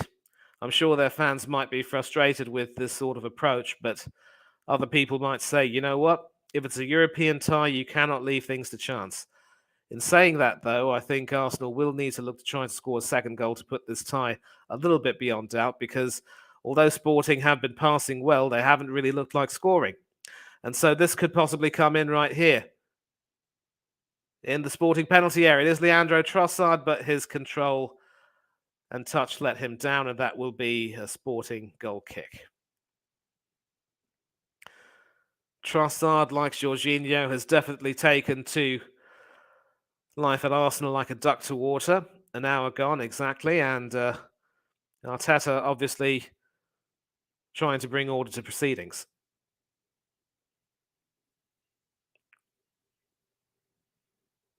And it is Holding who will sort of let that shepherd through to Ramsdale. Another 10-pin bowling style roll out to Zinchenko. Now with Gabriel Magalhaes, Granit Xhaka. And now Trossard, who can try and find Nelson on the right and see how well he does.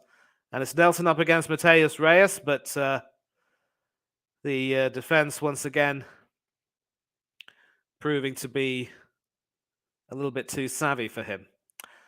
Nelson's had a little bit of a quiet game tonight, not really much of note. And Martinelli certainly has been very active. I think the reason why Jesus was taken off was obviously to just give him one 45-minute workout. And he didn't really look too comfortable. Certainly his touch wasn't on his side today. And so bringing back Trossard is a no-brainer. But hoping to catch up. And just like that, Sporting have equalised. And that is not the best goal that Aaron Ramsdale would want to concede. Pedro Gonçalves there, catching the Arsenal goalkeeper off his line and brilliantly chipping over him. And just like that, Sporting Lisbon are back in the tie. And if you Aaron Ramsdale fans, if you're watching, turn away right now.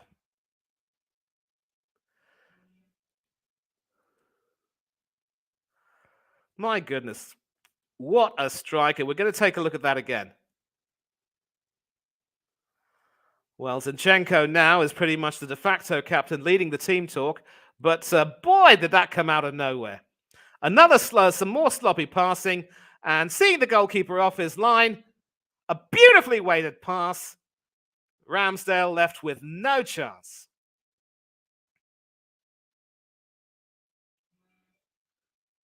It was certainly a chance that he felt he had to take, and he took it magnificently.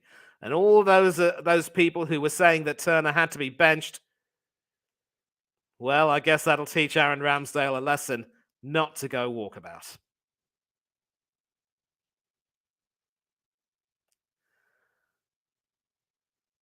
Poor stuff, really, from him. And people say that he should be England's number one. Get real. And of course, more pressing matter is that Sporting are now level on 63 minutes. And so Arsenal now, if they're not careful, could see this tie go into extra time.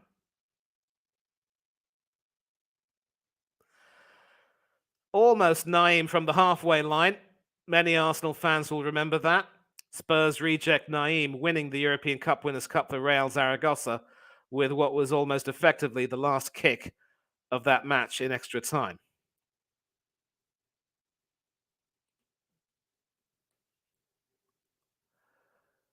Pedro Pereira Gonçalves.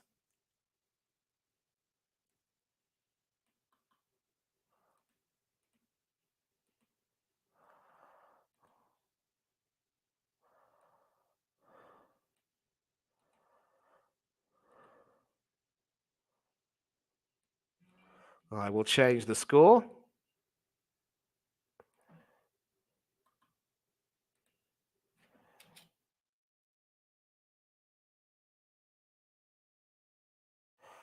Here we are now. And so what do Arsenal do? Just when people thought that they had this tie in the bag, Pedro Gonçalves says, not on my watch. And so Arsenal could be in danger of seeing this tie go to extra time. Memories, of course, of the Arsenal Olympiacos debacle are still quite fresh in our memory.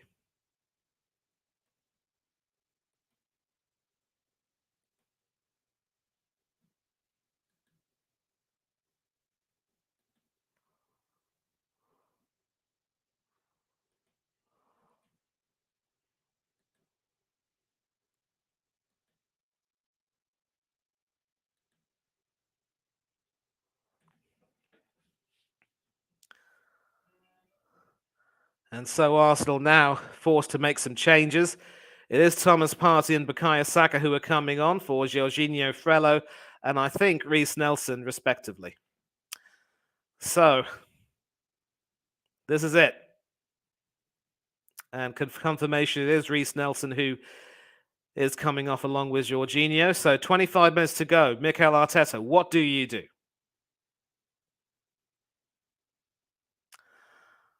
Well, clearly is the hope that Partey's introduction will see a little bit more energy. But at the moment, Sporting look exceptionally accomplished with their passing.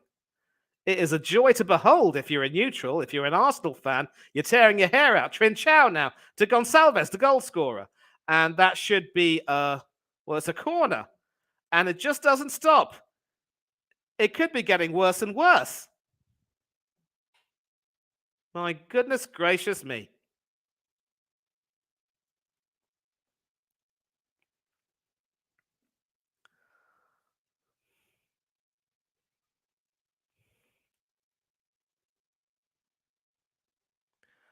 It is Gonçalves with the corner, the goal scorer.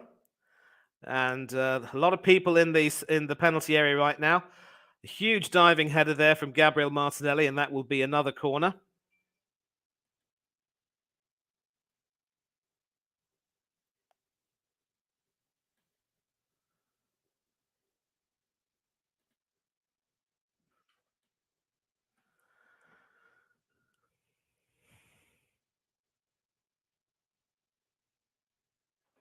This definitely is not good viewing if you're an Arsenal fan. And all I can say is, just when you thought it was going to be rudimentary, this happens.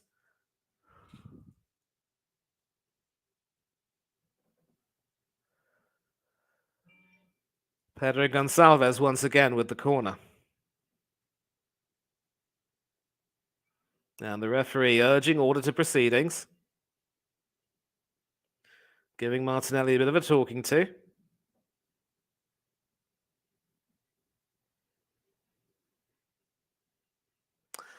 And that should be headed away, but still back in the penalty area, put back into the penalty area.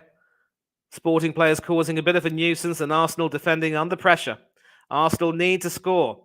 And you just get the feeling that in these next 20-odd minutes, we're now coming up to the three-quarter mark of the game.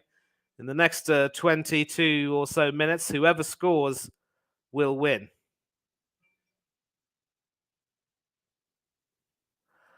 But Sporting look really good with the ball. And despite the huge pressure coming now from Arsenal, certainly from Rob Holding there, who was able to win the ball, only to end up passing back to Ramsdale.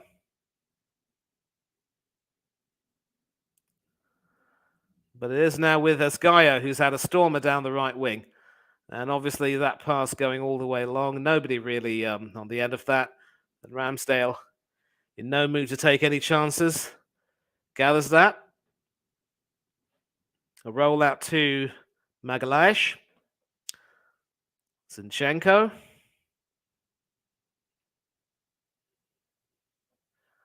Partey. And Ben White will send that forward in the hope that, well, clearly there that looked promising, but once again, the Sporting defence coming to the rescue.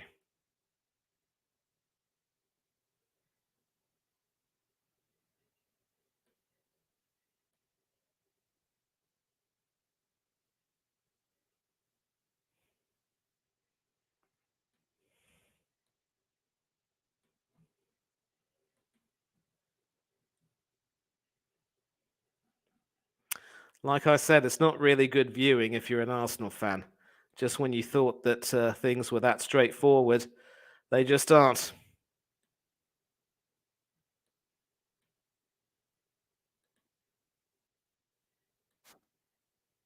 It is Saka now. Zinchenko. Best part of 20 minutes left now. Arsenal need to score. They need to get back ahead. Granit Xhaka. Zinchenko. I'm sure there'll be some comments in the stream now talking about what a great goal that was from Gonçalves. And I will say this, it was a fine strike.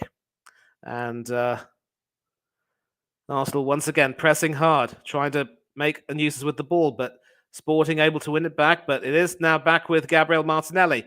But again, Esgaio really putting Martinelli under pressure. Martinelli evading him brilliantly. Zinchenko holding.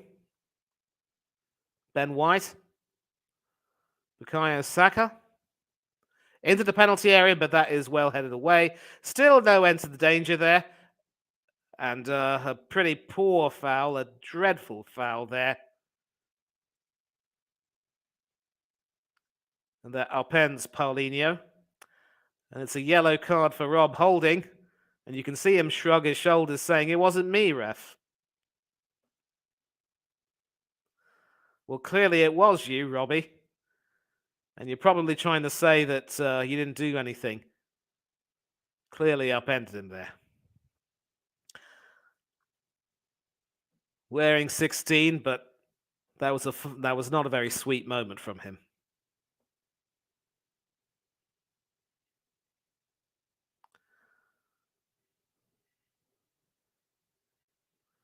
Ugarte taking that free kick. And hopeful pass over there, but it was brilliantly won in the end. And it's released into the penalty area. What a save from Aaron Ramsdale. Marcus Edwards there had the goal at his mercy. And Ramsdale making up for that goal with an important save from the former Tottenham youth player. That will be a corner. He is down on the field right now. We're going to find out what's up with him. But some terrific work from Esgaio there, winning the ball. Still onside. And just couldn't quite get it over Ramsdale. Well, it actually hit him in the face. Flush. As they would say, pow! Right in the kisser. And that was an excellent save. I don't care how you stop it as long as you stop it, but hopefully it isn't very serious. I don't know if if it's enough to give him a concussion.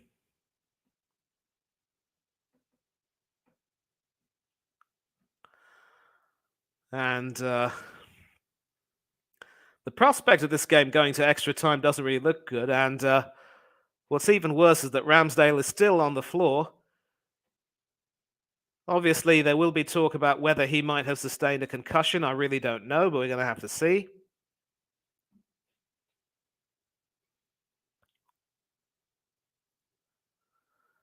In the meantime, Matt Turner is warming up. Turner, of course, started the first leg.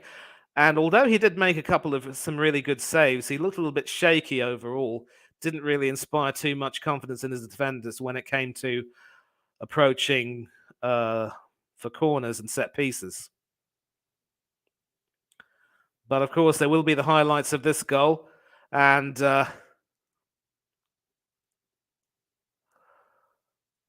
just goes to show that you simply cannot attempt to go walkabout. And those Arsenal fans just looked on in disbelief. All they could do was just admire the quality of that strike.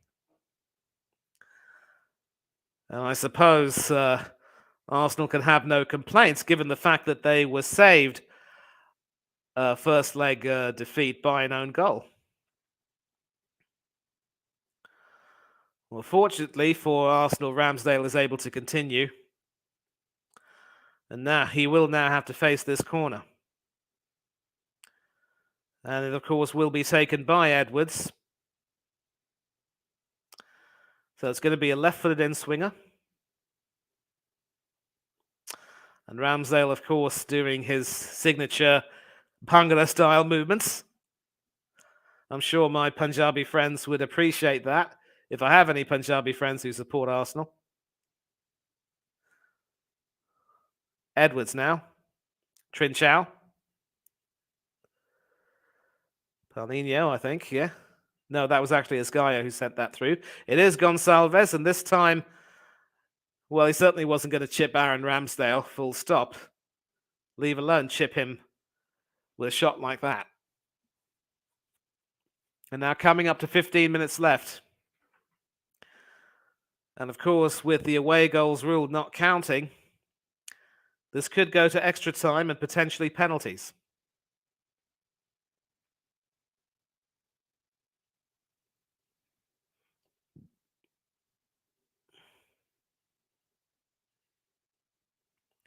Ramsdale with the goal kick. Exceptionally long. And does the referee signal a free kick? No, it is with Sporting Lisbon now. But there is play will be stopped now for the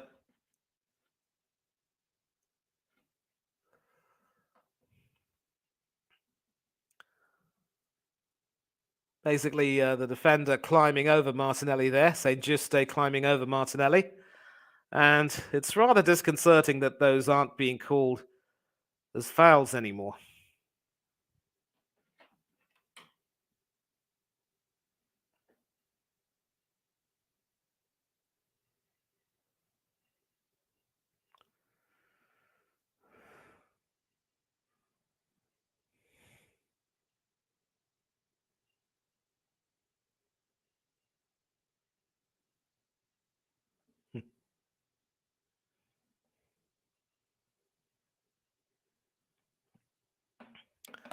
And so Sporting Lisbon are able to play from the back, but Arsenal are still going to have to try to press forward. I think that goal has also provided a shock to their system. I wonder if they're content to try to take this game to extra time and then maybe bring on some more substitutions. Of course, if a game goes to extra time, you can now make a total of 6 substitutions as opposed to 5 in normal time. So we've already seen 2 injury-induced substitutions being made, and now Partey and Saka have made it 4.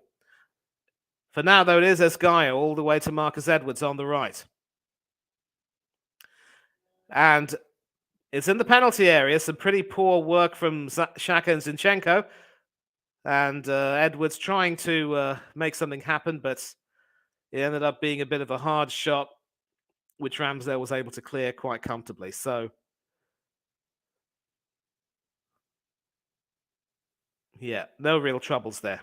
And once again, the defending from Sporting has been almost spot on, but a foul on Martinelli means there will be a free kick. Diamande there, the guilty party. Beautiful pass there from Thomas Partey trying to set Martinelli off on his own, but Diamande there clattering into him. And so the referee has been a little bit, lenient with his cards early on, but now he has started to dish out a few bookings. He's a little bit consistent, though, it must be said. And so Antonio Adan there now organising his wall.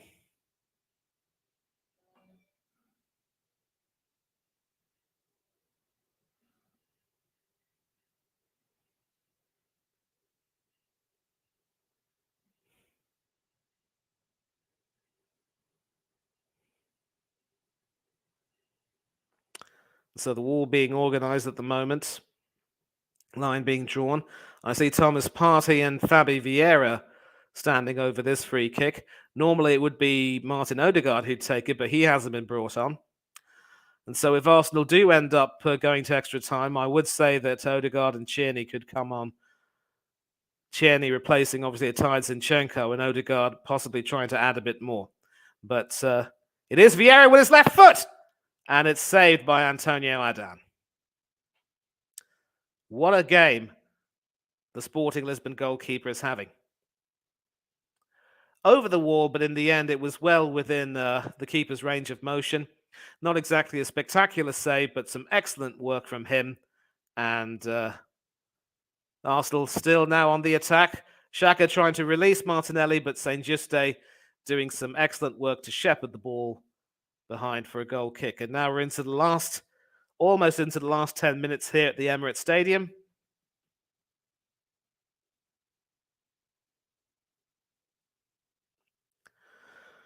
And it's really a case of who dares wins at this point. One goal in the next 10 minutes will do it.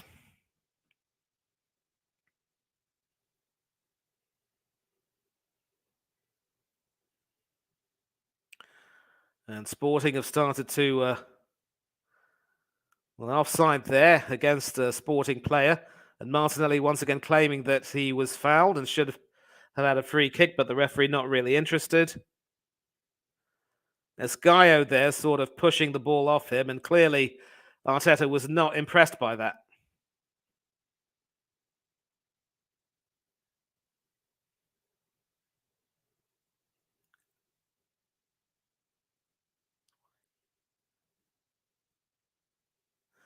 And Adan there doing some very risky work, effectively giving the ball away to Bukayo Saka rather, but Sporting able to clear that. But it is now back with Alexander Zinchenko. He finds Martinelli on the left. And that is blocked. It's still with Martinelli. Back to Zinchenko. And Arsenal now coming into their own. They need to score here.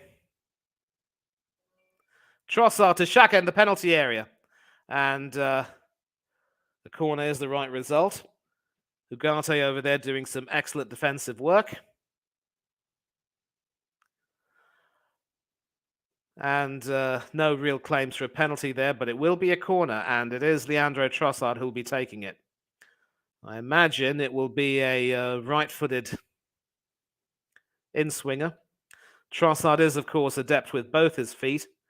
Certainly a fine forward player. And he's certainly left his mark at Arsenal right now in this season. Can he do the business in the Europa League? Corner coming in. And that is headed behind by Gabriel Magalhaes for a Sporting goal kick. I'm going to check and see if we have any comments here.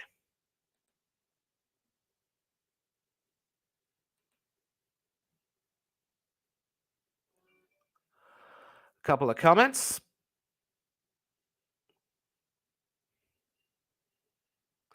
Yep, Hanno saying Sporting, and what a save. Really don't expect very much less from him anyway. 8 minutes to go until the end of normal time. If nobody scores in these 8 minutes, it will go to extra time. And so which team will have more of the energy? Crucially, Sporting haven't made a single substitution yet.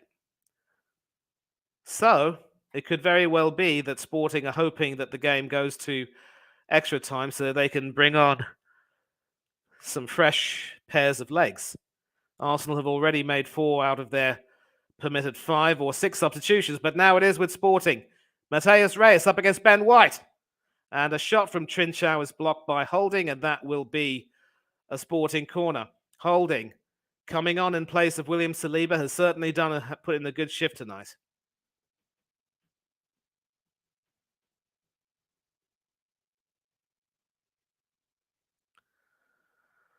Gonçalves, the goal scorer, once again, he'll be taking the corner.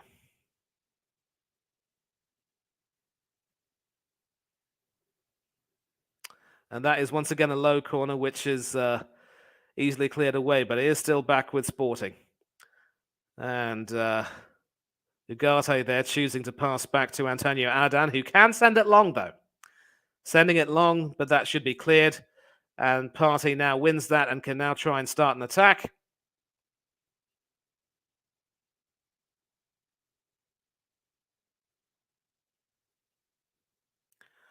Trossard sending it to Saka, who's now on the left. Saka, of course, is left-footed and can certainly prove adept at playing on the left. Trossard holds it back for Partey. It is back with Trossard. Alexander Zinchenko. Granit Xhaka. Still no sign of Captain Odegaard. Trossard sending it to Saka, who's in the penalty area. Saka can cut it back in! Appeals for a handball, but the referee isn't interested.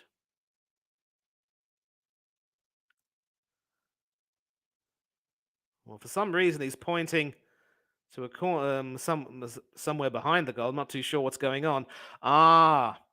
Saka was deemed to be offside, so no claims of a penalty there. I mean, there were claims of a penalty, but the offside meant that it was moot. Coming up to the last 5 minutes now before extra time, and there will be stoppage time. So again, who scores wins. Who dares wins. Who dares to score? Who dares to win? We're going to find out these answers in the next 5 minutes, plus stoppages.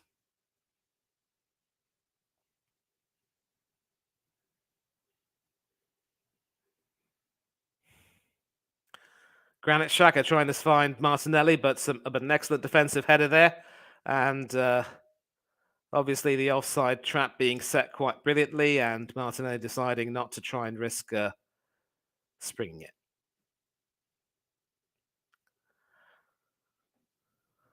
Very disconcerting viewing, you can understand as an Arsenal fan. I'm not really happy seeing Arsenal drawing like this. Need a win. And as I said, the memories of losing to Olympiacos at the Emirates at a similar stage in 2020, which was, of course, Arteta's first European tie as Arsenal manager, still rankles.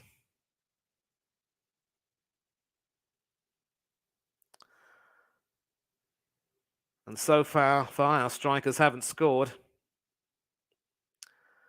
Jesus has not really been able to work his miracles.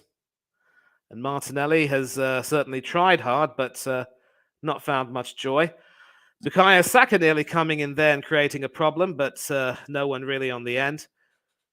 It is now with Alexander Zinchenko. 3.5 minutes left. Gabriel Magalhaes. Rob Holding trying to send it long. Finds Zinchenko, but a pretty poor pass there from him. Obviously thought that he could try to control and pass at the same time, but didn't work. But it is with Granit Xhaka now, who obviously tried to lay it off for Partey. Partey lays it off for Trossard. It is with Bukayo Saka now, but a poor first touch from him. And now with Trincao, Sporting can move away. But a foul on Marcus Edwards there, and that breaks up play, and so Sporting can clear their lines and start an attack. It is with Pedro Gonçalves with 3 minutes to go, plus stoppages. I think it is fair to say that Sporting Lisbon are trying to slow down the game as well and trying to take it to extra time, but as Aston Villa and Bournemouth have found out in the Premiership, you try to waste time against Arsenal and eat up the seconds, you will be made to pay.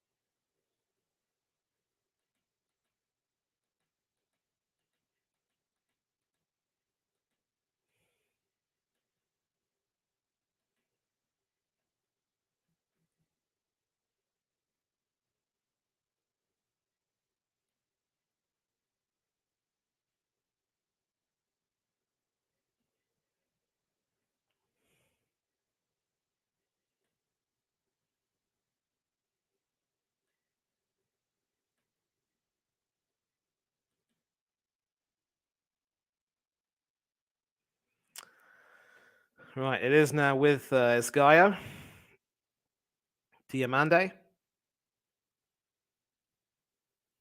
Inacio, sending it forward, hoping to find someone in the penalty area, but holding heads that away.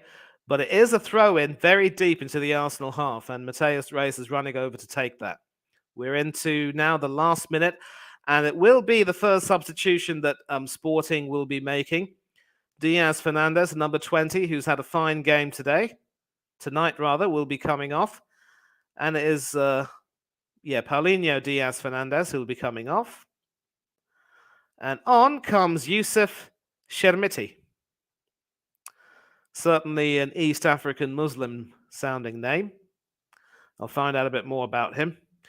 I think Sporting are now preparing for the prospect of extra time, but of course, if they can score, it will not only create a huge shock and really leave a lot of Arsenal fans angry and disgusted, but it will certainly be a huge fillip to this club from Portugal. After seeing Porto exit the Champions League, Portuguese football could certainly do with a little bit of joy in this case. But as an Arsenal fan, I'm hoping that doesn't happen. However, we're into the last few seconds of normal time, and Marcus Edwards is blocked. But it is still back with Lisbon, and they can still continue to attack, and there will be 4 minutes of time added on. So whoever scores wins. Saint Juste. Esgaio. Back to Saint Juste. Marcus Edwards. And that wasn't too bad an effort, but the shot was a little bit too high. And even if it wasn't that high, I'm pretty certain that Ramsdale would have had it covered. Yeah, straight at the keeper in his area of control. And we are now deep into the first minute of stoppage time, of which there have been 4 awarded, and there will be 3 left after this. And it has not been, ever since Sporting got that well-deserved equaliser, it hasn't been really good viewing at all. And Shermiti comes to the action for the first time and wins a header and is able to pass it down to Marcus Edwards, who is bundled off quite well by Gabriel Martinelli. But Granit Xhaka can't find a way through. Now he does. It is with Martinelli. Esgaio still sticking to him like glue. And some pretty poor conduct there from Ugarte. Not so much a foul, but sort of obstructive play, and that will be an Arsenal free kick.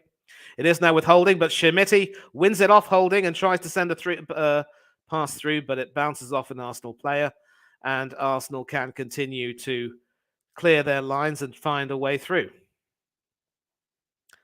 Zinchenko now. Again, it's all hands to the pump for Arsenal. Trossard on the left. And some good defensive work means that will be an Arsenal corner. Esgaio claiming that Trossard got the final touch, but the referee saying, nope, that was all you, son. It's an Arsenal corner. And Gabriel, of course, who has been quite adept at scoring goals from corners for Arsenal this season, as Fulham can definitely testify to, is up there with 1.5 minutes to go. Whoever scores will win. If Arsenal score, it will be harsh on Sporting Lisbon, but well, at the moment they're not going to score because the referee spotted a foul in the penalty area. Ugarte going down. And I want to see if Sporting made any other substitutions there. Yeah, Gabriel there getting into a bit of a tussle with Ugarte, and the referee not liking that at all.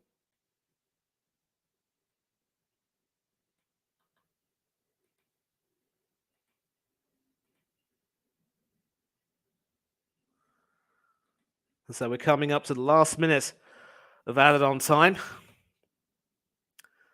There will be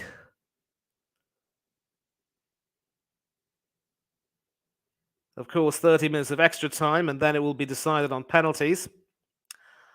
Adan obviously has more experience than Ramsdale when it comes to penalties. But if we do manage to win the penalty shootout, it will certainly be a feather in Ramsdale's cap. Seconds are ticking away. Neither team at the moment looking particularly interested in trying to score. And a pretty poor foul there from Marcus Edwards. And Ugarte there making a nuisance of himself. The seconds ticking. And the referee blows his whistle, and that will be that. So,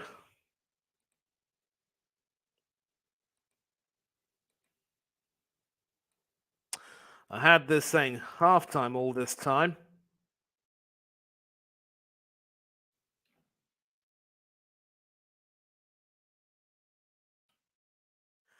But this is the story. Full time. Arsenal 1, Sporting Lisbon 1. Xhaka putting Arsenal ahead with a Xhaka boom in the 90th minute.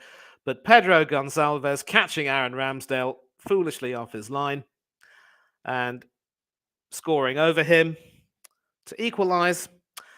And so the game goes to extra time. It will be a question of which team has the greater stamina. And with Arsenal having made 4 substitutions, they now have 2 left.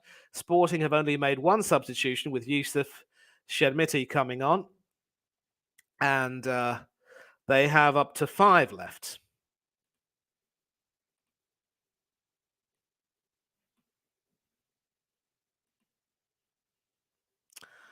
And Yusuf Shermiti is, in fact, Portuguese.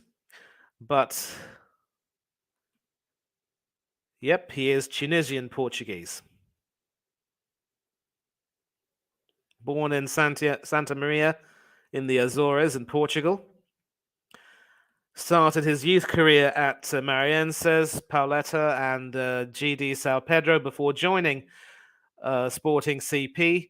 Made 16 appearances for the Sporting CP B team in 2021, and since 2023 has been a part of the Sporting CP first team with 8 appearances in the league and 2 goals. Definitely talent for the future. Born in Portugal to a Tunisian father and a Cape Verdean mother, so eligible to play for eligible to play for 3 countries: Tunisia, Portugal, and Cape Verde. He could certainly play for Portugal if he continues his fine form. But in addition, he could also represent Tunisia, who will certainly not say no to a fine talent like him. At the moment, though, this is the story. At full time, it's Arsenal 1, Sporting Club de Portugal 1. And we will be going into extra time.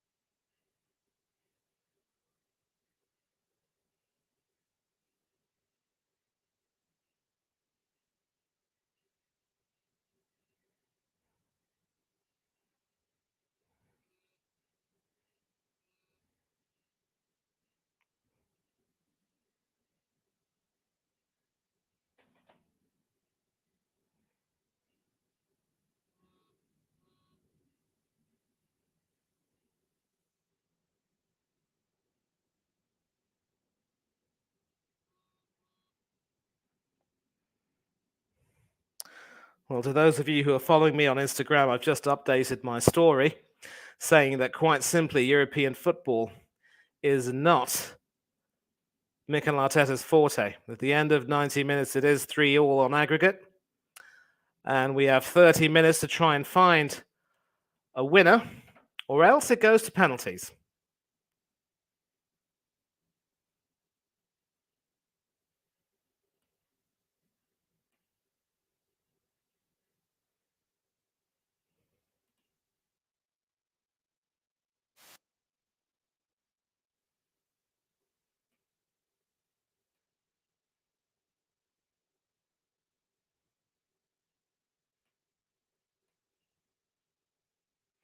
A lot of people were quite confident that it would be an easy uh, win there, but just looking at that goal again, we need to see how far Aaron Ramsdale was off his line, and it just goes to show you cannot afford to do that. A rather weak attempt to try to save that with his left hand, and oh boy, we now have it all to do.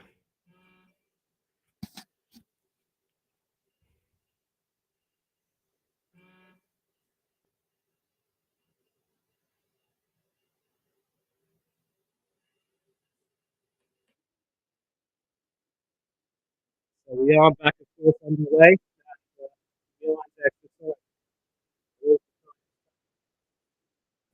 Down the right. And this looks promising indeed, but once again, Sporting are able to defend very well indeed. Let me just change the banners.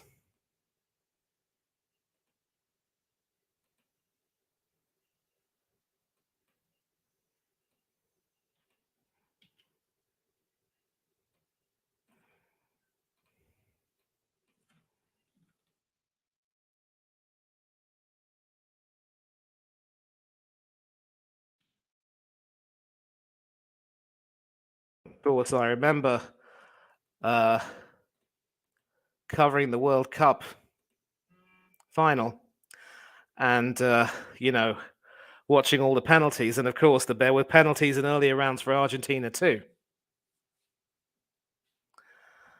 And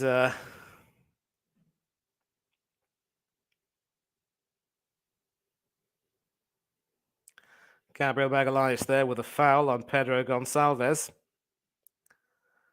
Gonçalves has quite literally been outstanding, as have many others in the Betis team. I really do want to see if there are any substitutions made by Sporting Lisbon, but no, none yet. In fact, I stand corrected with regard to the substitutions. Arteta's already made all 5. 2 in the first half, 1 just before the second half, and 2 in the game. So he does have 1 more now, and the question is, who can he bring on? Well, Sporting are about to make a double substitution, and it can really only to be their benefit, because it means that there'll be some fresh legs coming on the field.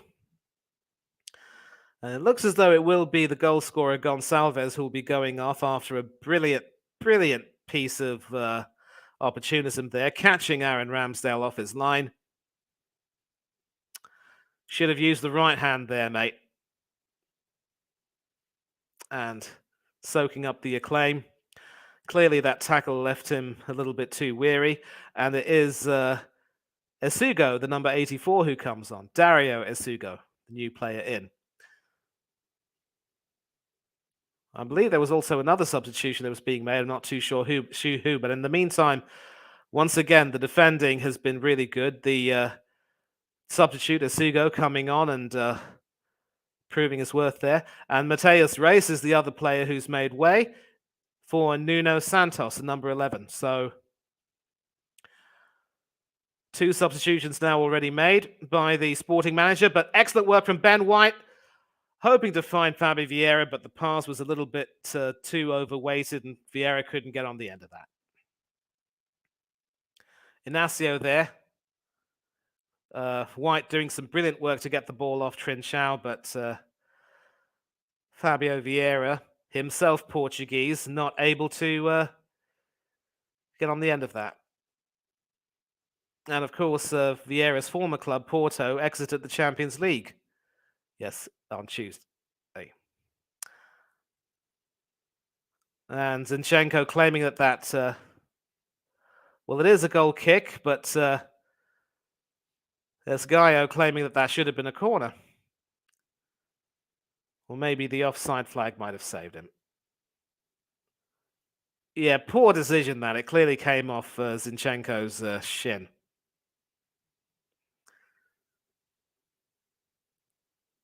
Ukrainian once again struggling a little bit at left back.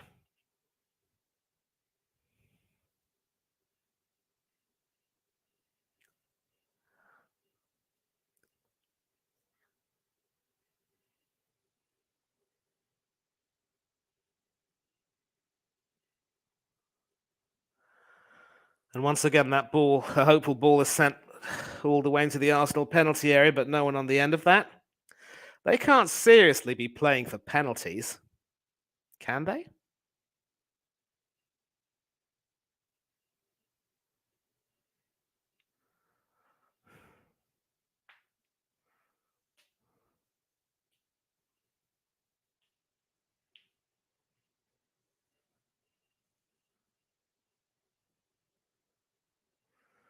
Holding, passing it back to Ramsdale.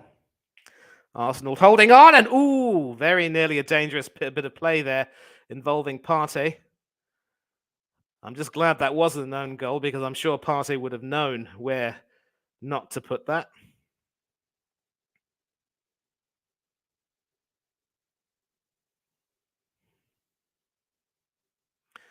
Zinchenko sending it long, trying to find Bukayo Saka. Does he get there? Well, he got to the ball but couldn't prevent a goal kick. And Zinchenko, of course, sending it to Saka down the right. Zinchenko pretty much being here, there, and everywhere. So Sporting do look the fresher team. But with two substitutions.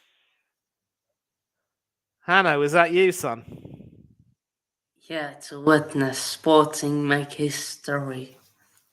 Nah, they're not going to make history. I think Arsenal just have a little bit too much in terms of experience, and you can see there with the ball being given away.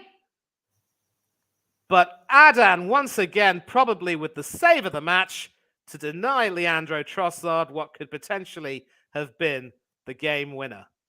Wow. Just Sporting. And the captain has injured himself in the process. It was the substitute Chimiti over there with a really poor pass, which is also not dealt with very well. And a big right hand from the ex-Real Madrid man off the post and not in the back of the net.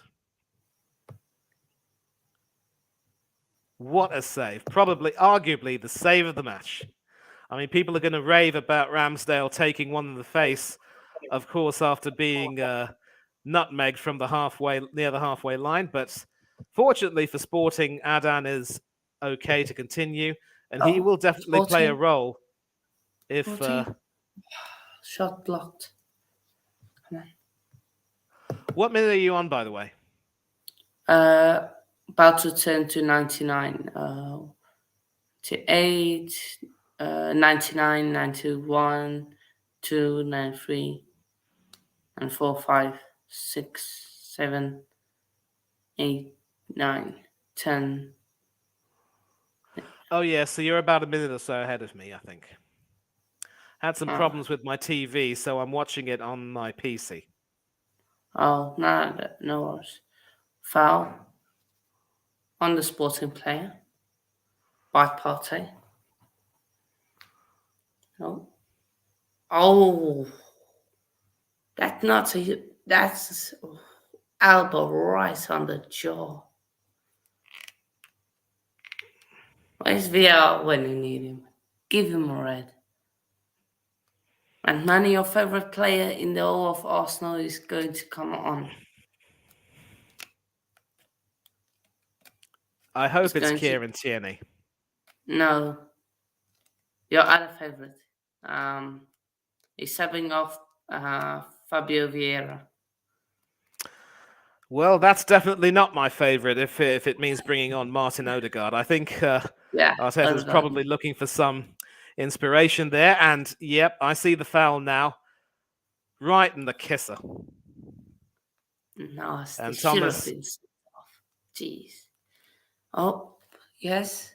Oh, yeah, get him. Gonzalo Inacio there taking one in his mouth. No. Calm down. Odegaard, Yeah. calma. Good work, Sporting. Defense.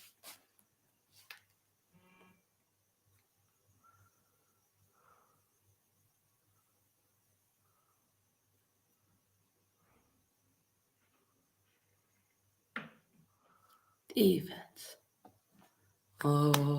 Yeah, a lot of people in my Arsenal group chat on Instagram are going absolutely crazy. I'm surprised you'd be up this late, by the way. What time is it there in the Cape Province? 12? It's the next morning, so good morning. Yeah, good morning to you as well. It is Yeah, already morning here where I am. yeah. So, Same here. yeah. What? Don't you have school tomorrow, by the way? Nah, don't have. Don't have school tomorrow. Good on you.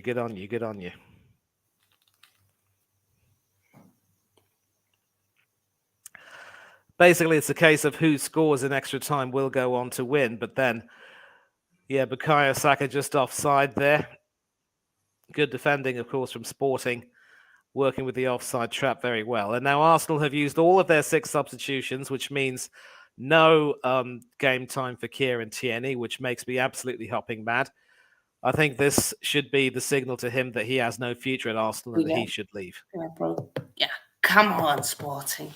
Up the Sporting.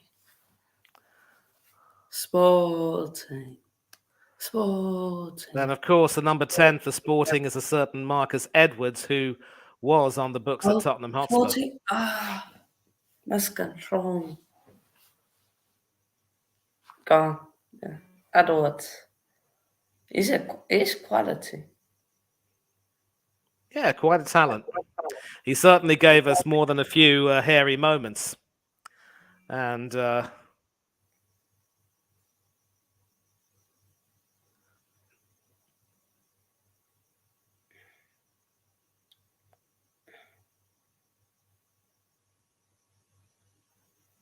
You're playing 3 at the back. Who's the?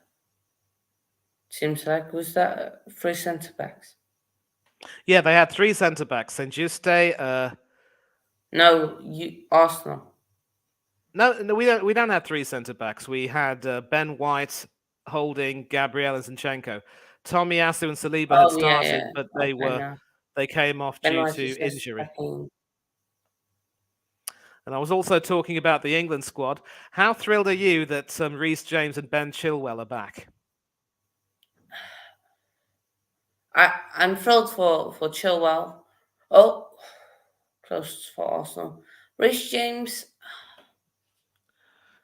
I don't really mind him being there, but I would like him ready to rest when I say not get game time. Then again, because I'm scared he gets injured. Ben White, go just take the front wheel. Need to take it. Yeah. Of course, Ben White isn't in the England squad, and I think as long as Southgate is manager, he will not be picked. Clearly, there were some issues between him and the coaching staff in Qatar, and he ended up leaving. So, Manny, comment there for you. What do you say? Comment for you there. Hold on a minute, please. In response to my Instagram story, it's never over until it's over. Come on, you Sporting. Listen, I say the same thing. It isn't over until it's over. But listen, we should never be in a situation where we are staring at the prospect of extra time. Ben White had a fallout with the clown. Ironic, since he seems to enjoy playing for this clown who's managing Arsenal. And there's another Sporting substitution. I believe Trincao is coming off and the number 33 will be coming on. Of course, you might have seen it already. Sporting might have a bit of advantage being able to bring on some substitutions to either slow the game down or maybe add some dimension to their formation. It's Arthur Gomez, number 33, who's coming on. And by the way, Hisham, thanks a lot for seeing my stories. I always like putting up some stories for you lot to enjoy. And corner almost also scored. yeah, Almost. I'm watching the melee going on over there between the Sporting defenders and Arsenal's players, and Odegaard over there just pulling Granit Xhaka away. And you wouldn't expect that really with Granit Xhaka's experience. You'd expect him to be a little bit more sensible, but it's the 23, It is 24-year-old Granit Odegaard. Xhaka. It is Granit Xhaka. That's all I'm saying. Yeah. It is Granit Xhaka. As long as he doesn't have any his hands around anyone's neck, that's fine by me. Awful. And of course, after this, I do have a scheduled appearance with Del Boy on his channel, but boy, is this really, really irritating me. So I'm watching the corner right now. Yeah. Off time. So. Yep. Rob Holding there with the header. Gabriel Magalhaes from corners, he is definitely not.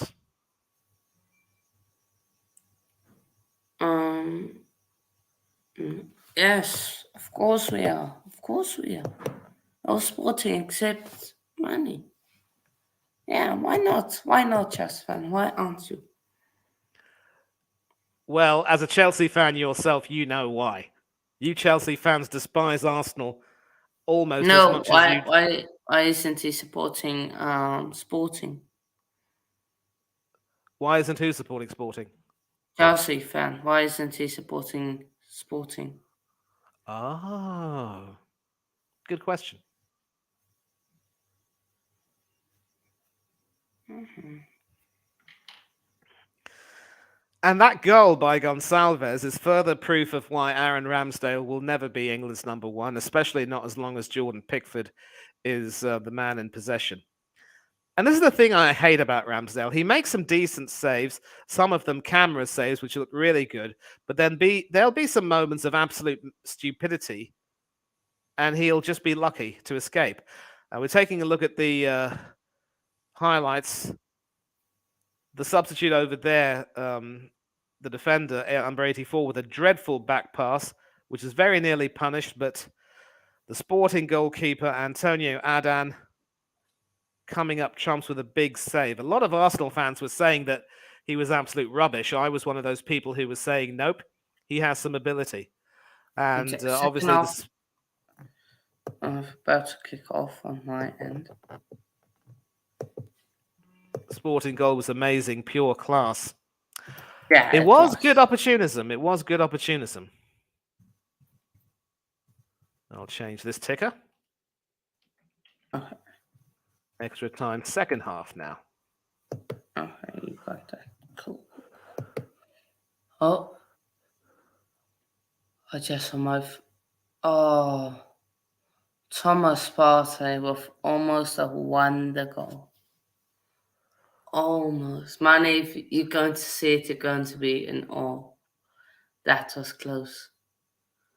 I am going to see it, and all I will say is I wouldn't be surprised.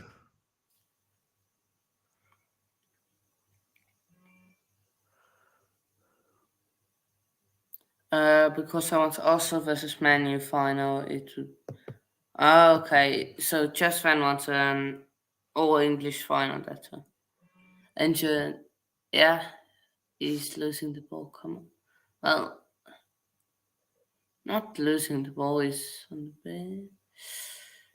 Don't know. Oh, foul. Ref, foul. That's a foul. I'm taking a look there. I want to see that. Well, you say almost, but that ball was probably going so well wide of Antonio Adan that he wasn't really troubled. If he had gotten the shot on target, it would have had the keeper in all sorts in some trouble. We all know that Partey does have a really good foot on him. Right, foul. Yeah, that was wide. Just really faint calling any Sporting fouls. No, I would rather see also and United get knocked out. Hopefully, United get Sevilla next round to bottle it. Yeah, I think tough. It's top three is also. Oh, that's close from Arsenal. Yeah, so you So, could see that they're not eager to suffer the ignominy of being taken to penalties by Sporting Club de Portugal. So, no, yeah, for me, I rather the top three is Sporting. No, is also United and Roma, and then you got the rest. You could say Sevilla, but they're not the best team. All they got is European Europa League experience at home. I can just see David Shaw right now having a field day over this, mocking the Arsenal players and fans. Wouldn't be surprised, to be honest. Yeah. I get what you're saying about the referee not being willing to call any Arsenal infringements, although maybe in the referee's eyes they're a bit too soft and he doesn't want to disrupt the flow of the play. I'm Oh, seeing no. Xhaka, Martinelli,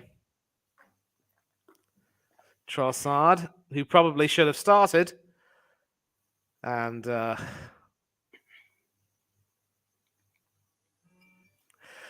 if it goes to penalties, all I will say is, we covered penalties during the World Cup. And at least England didn't have to go to penalties, and the Argentinian shootouts were always filled with drama, as were the Croatian ones. Yeah, But always, always. and I thought the Morocco-Spain one was. I think it's also fair to say that the majority of those penalties in the shootouts were absolutely awful. Whether it was Spain against Morocco or Japan against Croatia, it's as if people just don't know how to take a penalty kick.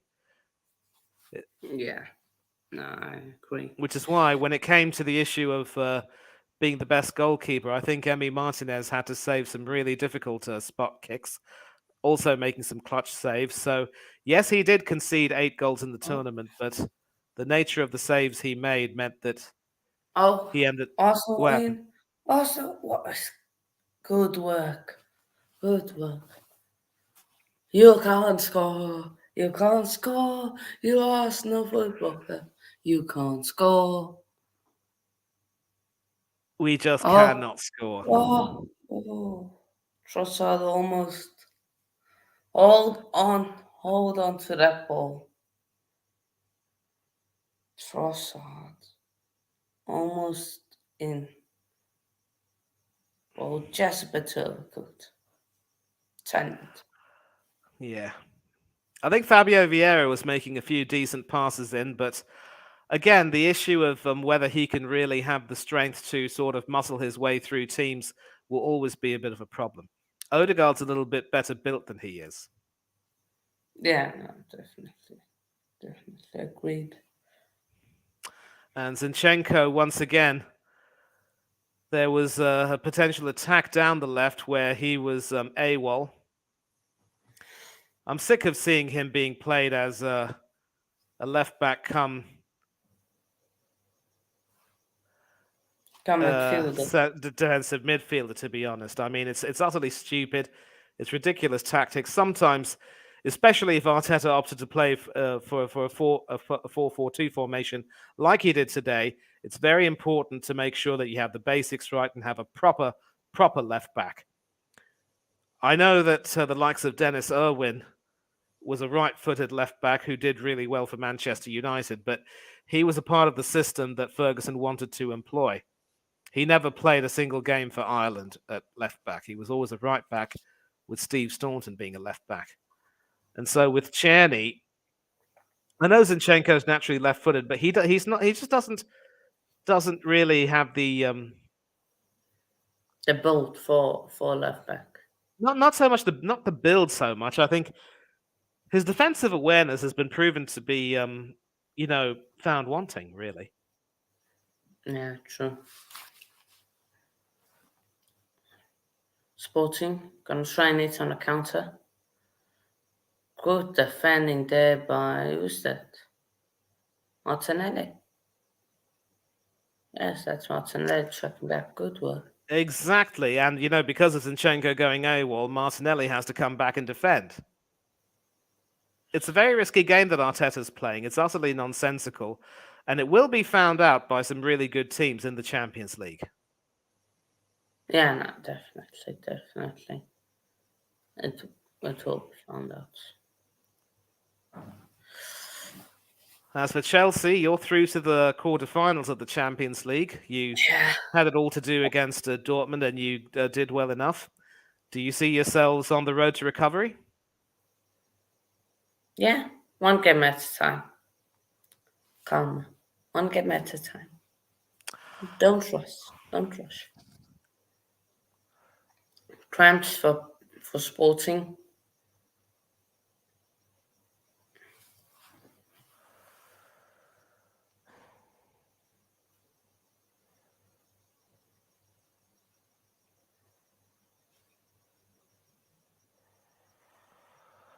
Eight, 7 minutes left, or wherever you're watching, and my goodness, this is absolutely humiliating. Sporting Club de Portugal in the Europa League, and this is the best we can do? Yeah, needing Saka to save your butts again. Saka or Odegaard. Or Odegaard, yeah, true. What, cramp? Someone's gone down with cramp. It's the ref play.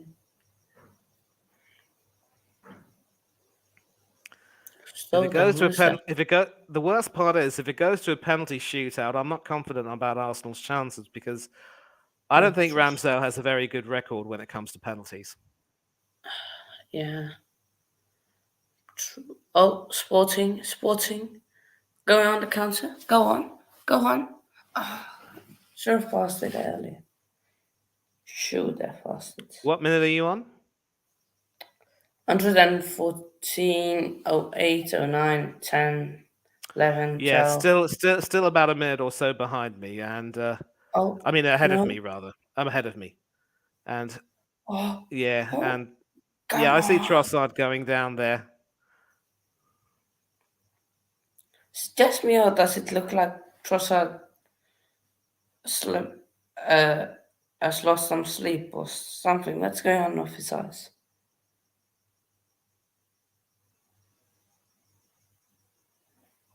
If you look, if they pan the camera to him, showing his face, what's wrong with his face?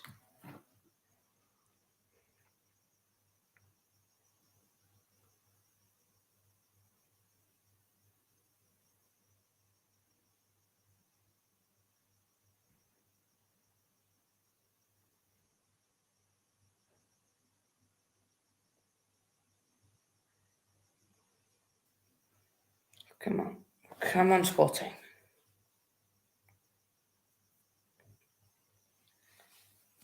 Look, what's going And on? of course, Hector Bellerin missed out on a wonderful reunion with Arsenal because he's injured.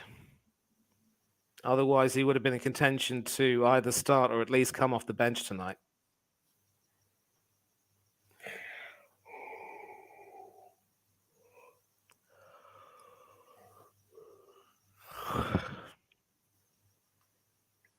Petro Porro Twitter saying, what's a goal? For his former Sporting player, now Tottenham player.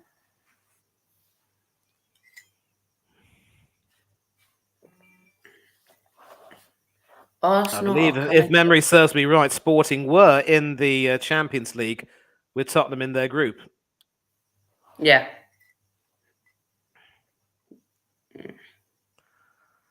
So a little bit ironic that Porro would make the decision to... Porro would end up going from one team to another.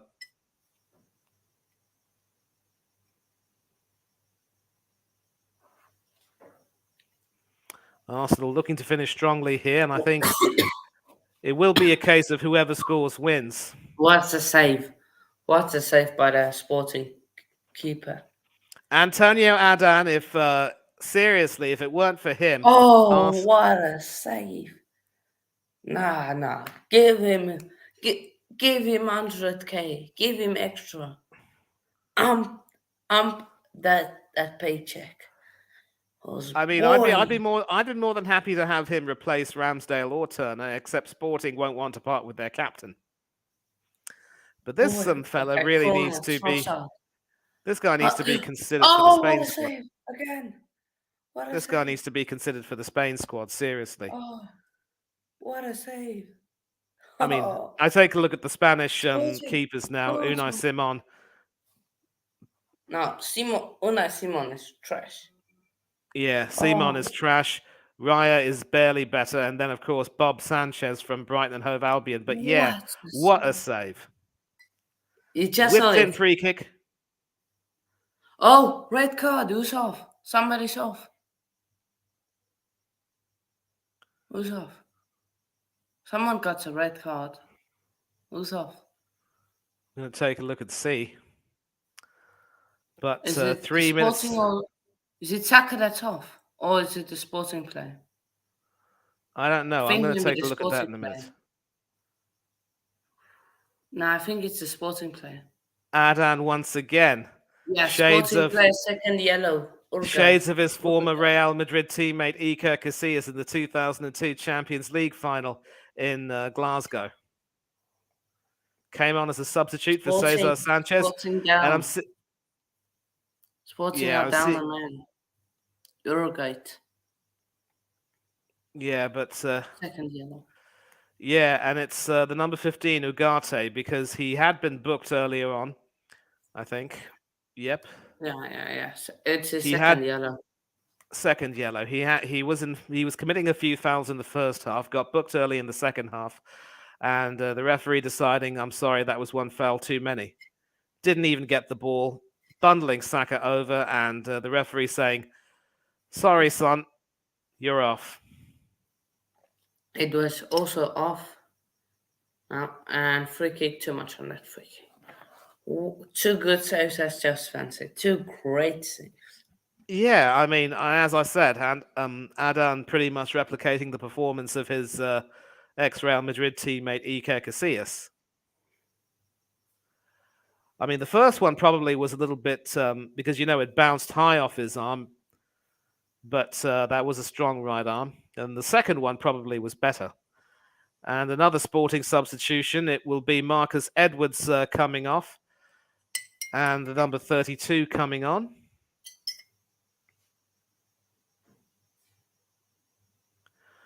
Tanlongo. Could this be in preparation for penalties? Oh. What's going on here? Bad word from the Sporting staff.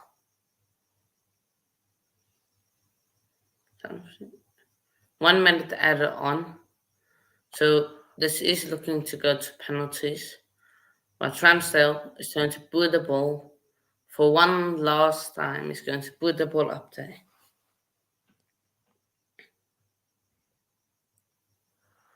Sorry. It's not the sport. Is it the Sporting?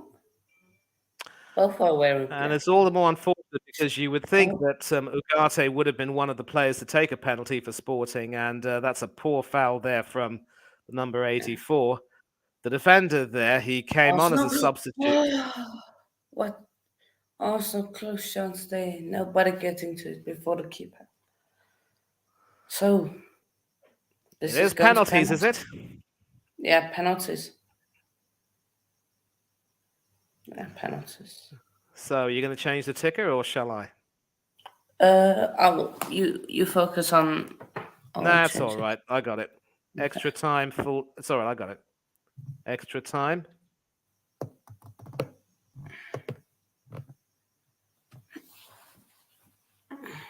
I'll take the chain. Calm down. Calm down.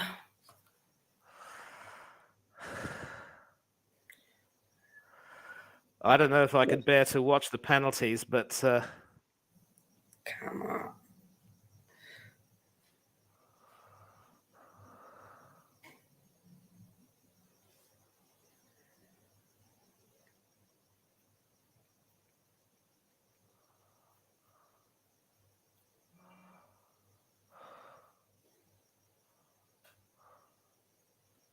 Sporting fans are loving this.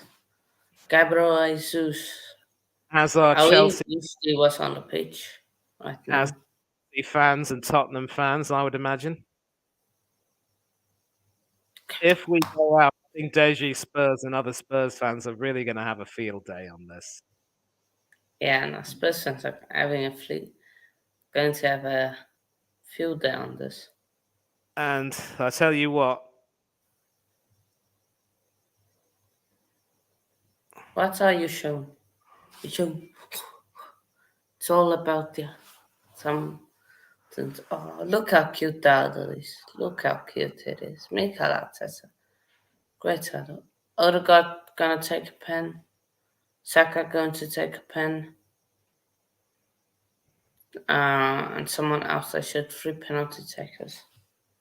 So Odegaard and Saka are going to take a pen. And I think Martinelli too. I think Trossard is also going to take a pen. And Zinchenko. Trossard is feeling it. Trossard might be injured. Manny. A star boy might be injured. our star boy is Bukayo Saka, but The other one, Trossard has definitely been a star. he might be injured. Penalties. Last time we did penalties, it was the World Cup final. Last time we did penalties. Now it's Arsenal. Oh, Arsenal. Okay. Adam, giving him information. Just dive the right way, please. Come on.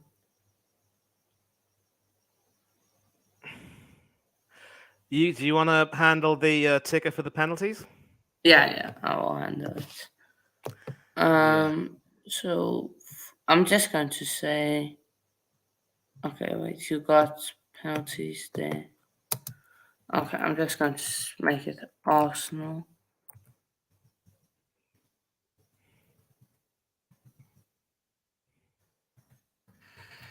Arsenal. No.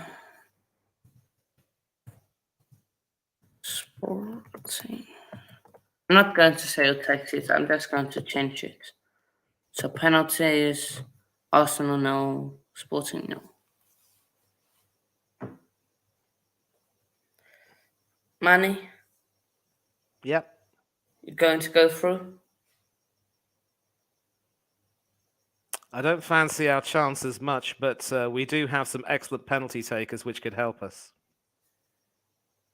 Okay. Saka is certainly The shaken ref off the is still ghosts of. having a word with the Arsenal dressing, with the Arsenal sideline players. But yeah. Odegaard, Adam, both captains. So it's going to be taken on, I believe, which end? It's going to take first. Okay, You so could it's say going to left. take, it's taken, oh, which side is the way end? The left or right side? The away end. Is that? Not too sure what the away end, where the away end is. All I know is that according to the television screen, it will either be on the left or the right. I'm thinking it could be the away end could be on the right. I'm not too sure. It will be taken on the right. I think it is on the way in. I think it's where the fans are split. Might be.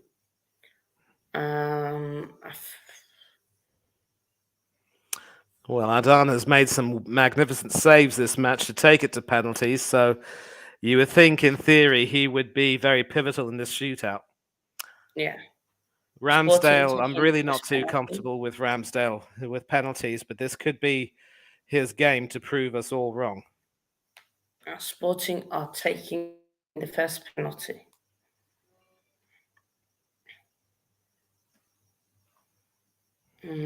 Yeah, Yeah.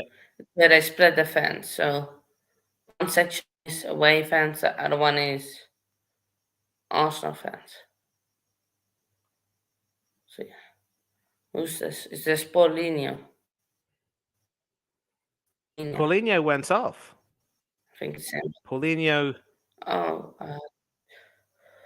come on, why no? It's the number 3. 3-4. Oh, Saint Juste. So, yeah, I'm just seeing that, and I'm going to take a look at the penalty. Do try not to tell me what's happening, please. Now I'm Or just going to say if it's scored, then if it's scored by the Sporting player, then I'll tell you. I won't say it's close. Also, I won't tell you. Okay. Odegaard's going to take it.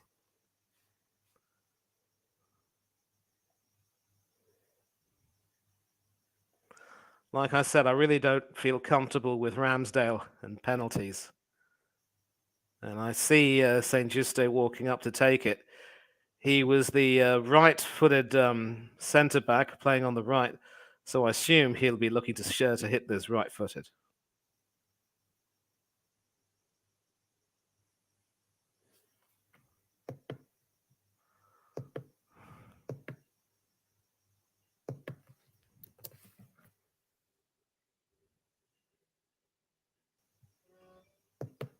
Sporting penalty.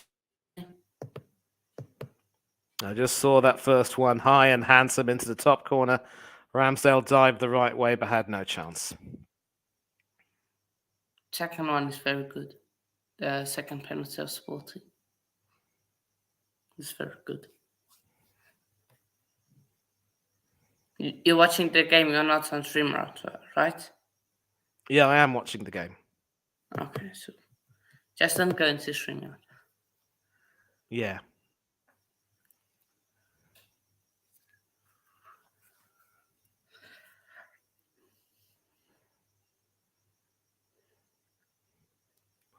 At least the captain's showing some responsibility by stepping up and, yep, sends Antonio Adan the wrong way and trying to get the crowd, completely fired up. Still a little bit embarrassing to have been taken to penalties by this side, but I guess at the end of the day, it's... I've got a feeling this Sporting player is going to miss the 5th penalty. Got a feeling.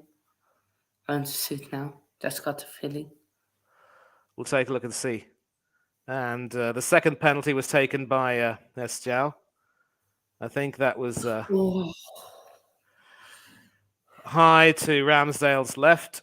He went the right way, but it was past him before he could really even blink. Oh, that's unlucky. That's unlucky. That's so unlucky. If you see the 3rd penalty, that's so unlucky. For Sporting, that's so unlucky. Well, at least I have some satisfaction in sort of knowing what can happen now. We'll see. Bukayo Saka, left-footed as well. And once again, Antonio Adan is sent the wrong way. And it is 2-2. Oh, so close. So close. Oh, Adan. That was close. Oh. We are coming up to the 3rd penalty right now. I don't know who this is. Yeah. Ignacio.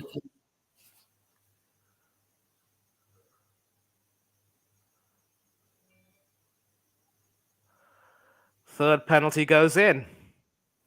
Yeah, close. I think Sporting is going to miss this one, this 4th penalty. Yeah, Ramsdale got a hand to this. He's gone the right way for all 3 once, and that wasn't a very comfortable penalty. But all 4 is gone the right way. Oh, I'm still on the 3rd. I've seen the 4th Sporting penalty. Okay, don't tell me then. Like Yeah. I said, I'm not coming back. I'm not coming onto StreamYard. You have responsibility for the penalties. Yeah, no, Thanks a lot for he's coming on in. the right track. That's all I'm saying. Thanks a lot for sort of coming in here. Leandro Trossard against Antonio Adan. Yeah, this was the close one. I think Adan also got a hand to this, but couldn't really stop that from going in. Yeah, it was sort of underneath him, really. It squirmed underneath him, and What? No, I'm not going to say anything.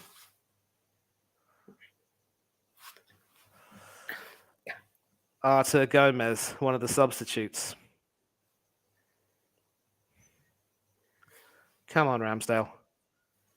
Let's see what you can do now, son.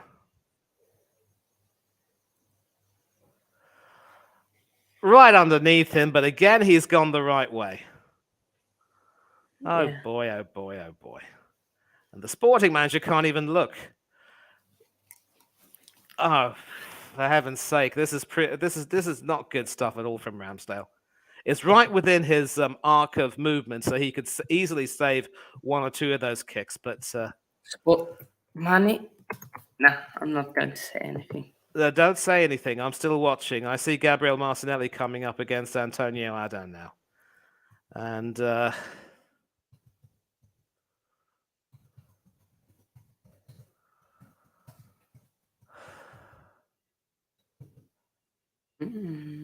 No. Saved by Adan. Didn't have any confidence in that shot, and that is the worst penalty to miss, because if Sporting Lisbon scored this next penalty, Arsenal are out of the Europa League.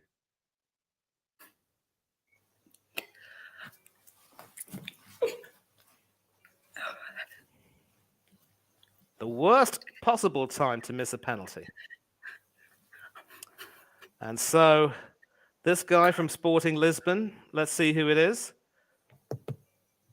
Another substitute, the number 11, Santos. If he scores, Arsenal are out. And that's it. Arsenal are out of the Europa League. Oh, Are you effing kidding me? Na. Goodbye. Na. Goodbye. Oh, come on. Well, I'm actually about to go on Delboy down the street to have a chat. No, I will say a few things before leaving. And oh boy. Sporting.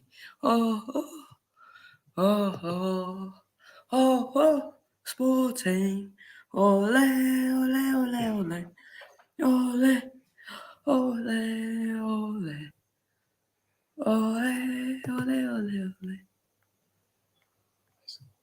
Okay.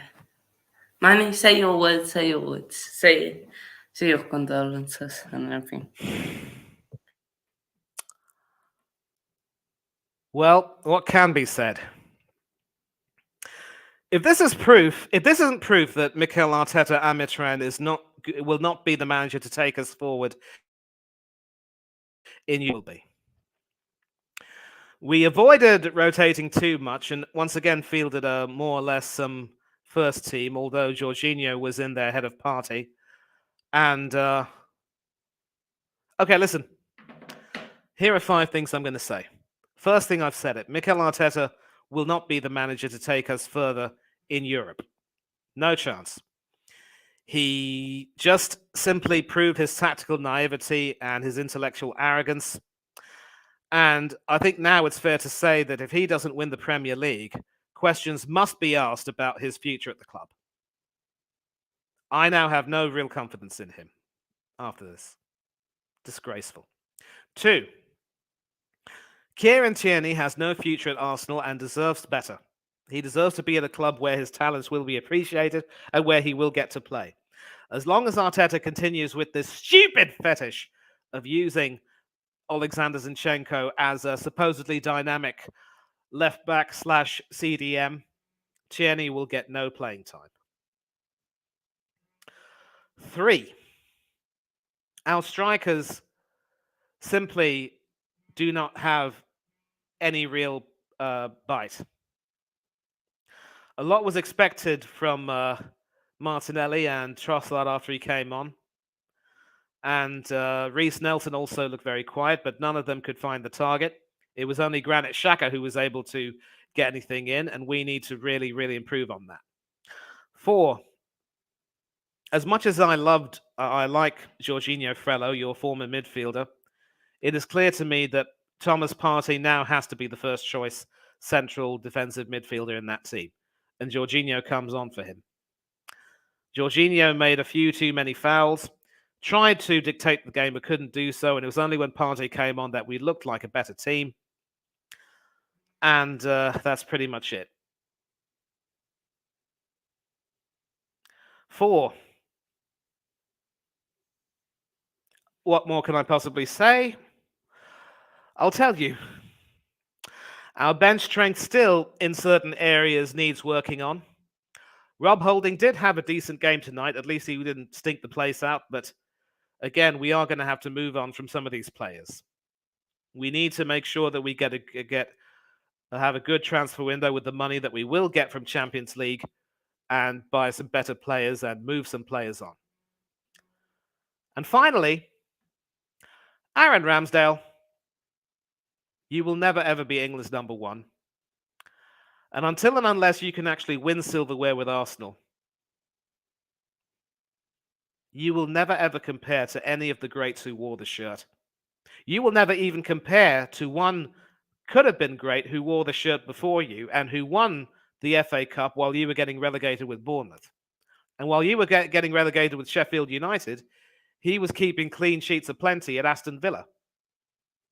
And you have the nerve to say that you want to be a legend at the club based on a few camera saves? What's the use of making camera saves when you still have so many technical deficiencies? What was the need for you to be standing so far out that Gonçalves felt it possible to try and chip you from near the halfway line and score? You've got a lot of work to do, son. And until you improve yourself, in the words of your manager, shut your mouth and eat it. And lastly, to all these fans who've been gushing over Mikel Arteta, you deserve every bit of this humiliation you can get. And if we don't win the Premiership, these are my final words, Arteta really has to go. I'm changing everything. When facts change, people can change their minds, as John Maynard Keynes once memorably said. And now I'm changing my mind. I really don't think I have the confidence in Arteta to take us further. And even if with the money, the Champions League money, next season with the likes of Liverpool, Chelsea, Manchester United and Manchester City certainly recovering from their funk and other teams looking eager to challenge us, who's to say that we will be in this position again? This was a debacle. No two ways about it. And those of you who hate Arsenal, celebrate. You deserve to. Well, if I could just say my goodbyes to Hanno and thank him very much indeed for, covering this part. You came on at the right time. It was the right circumstance for you. And enjoy this all you can. You have a right to mock us. I'm about to head off and go on to Del Boy Gunner's stream. But before I do, let me say thanks once again to Hanno, and it's always a pleasure to do some work with him for the Coach's Corner. I will hope to catch up with you again soon. Let me check a few of the comments.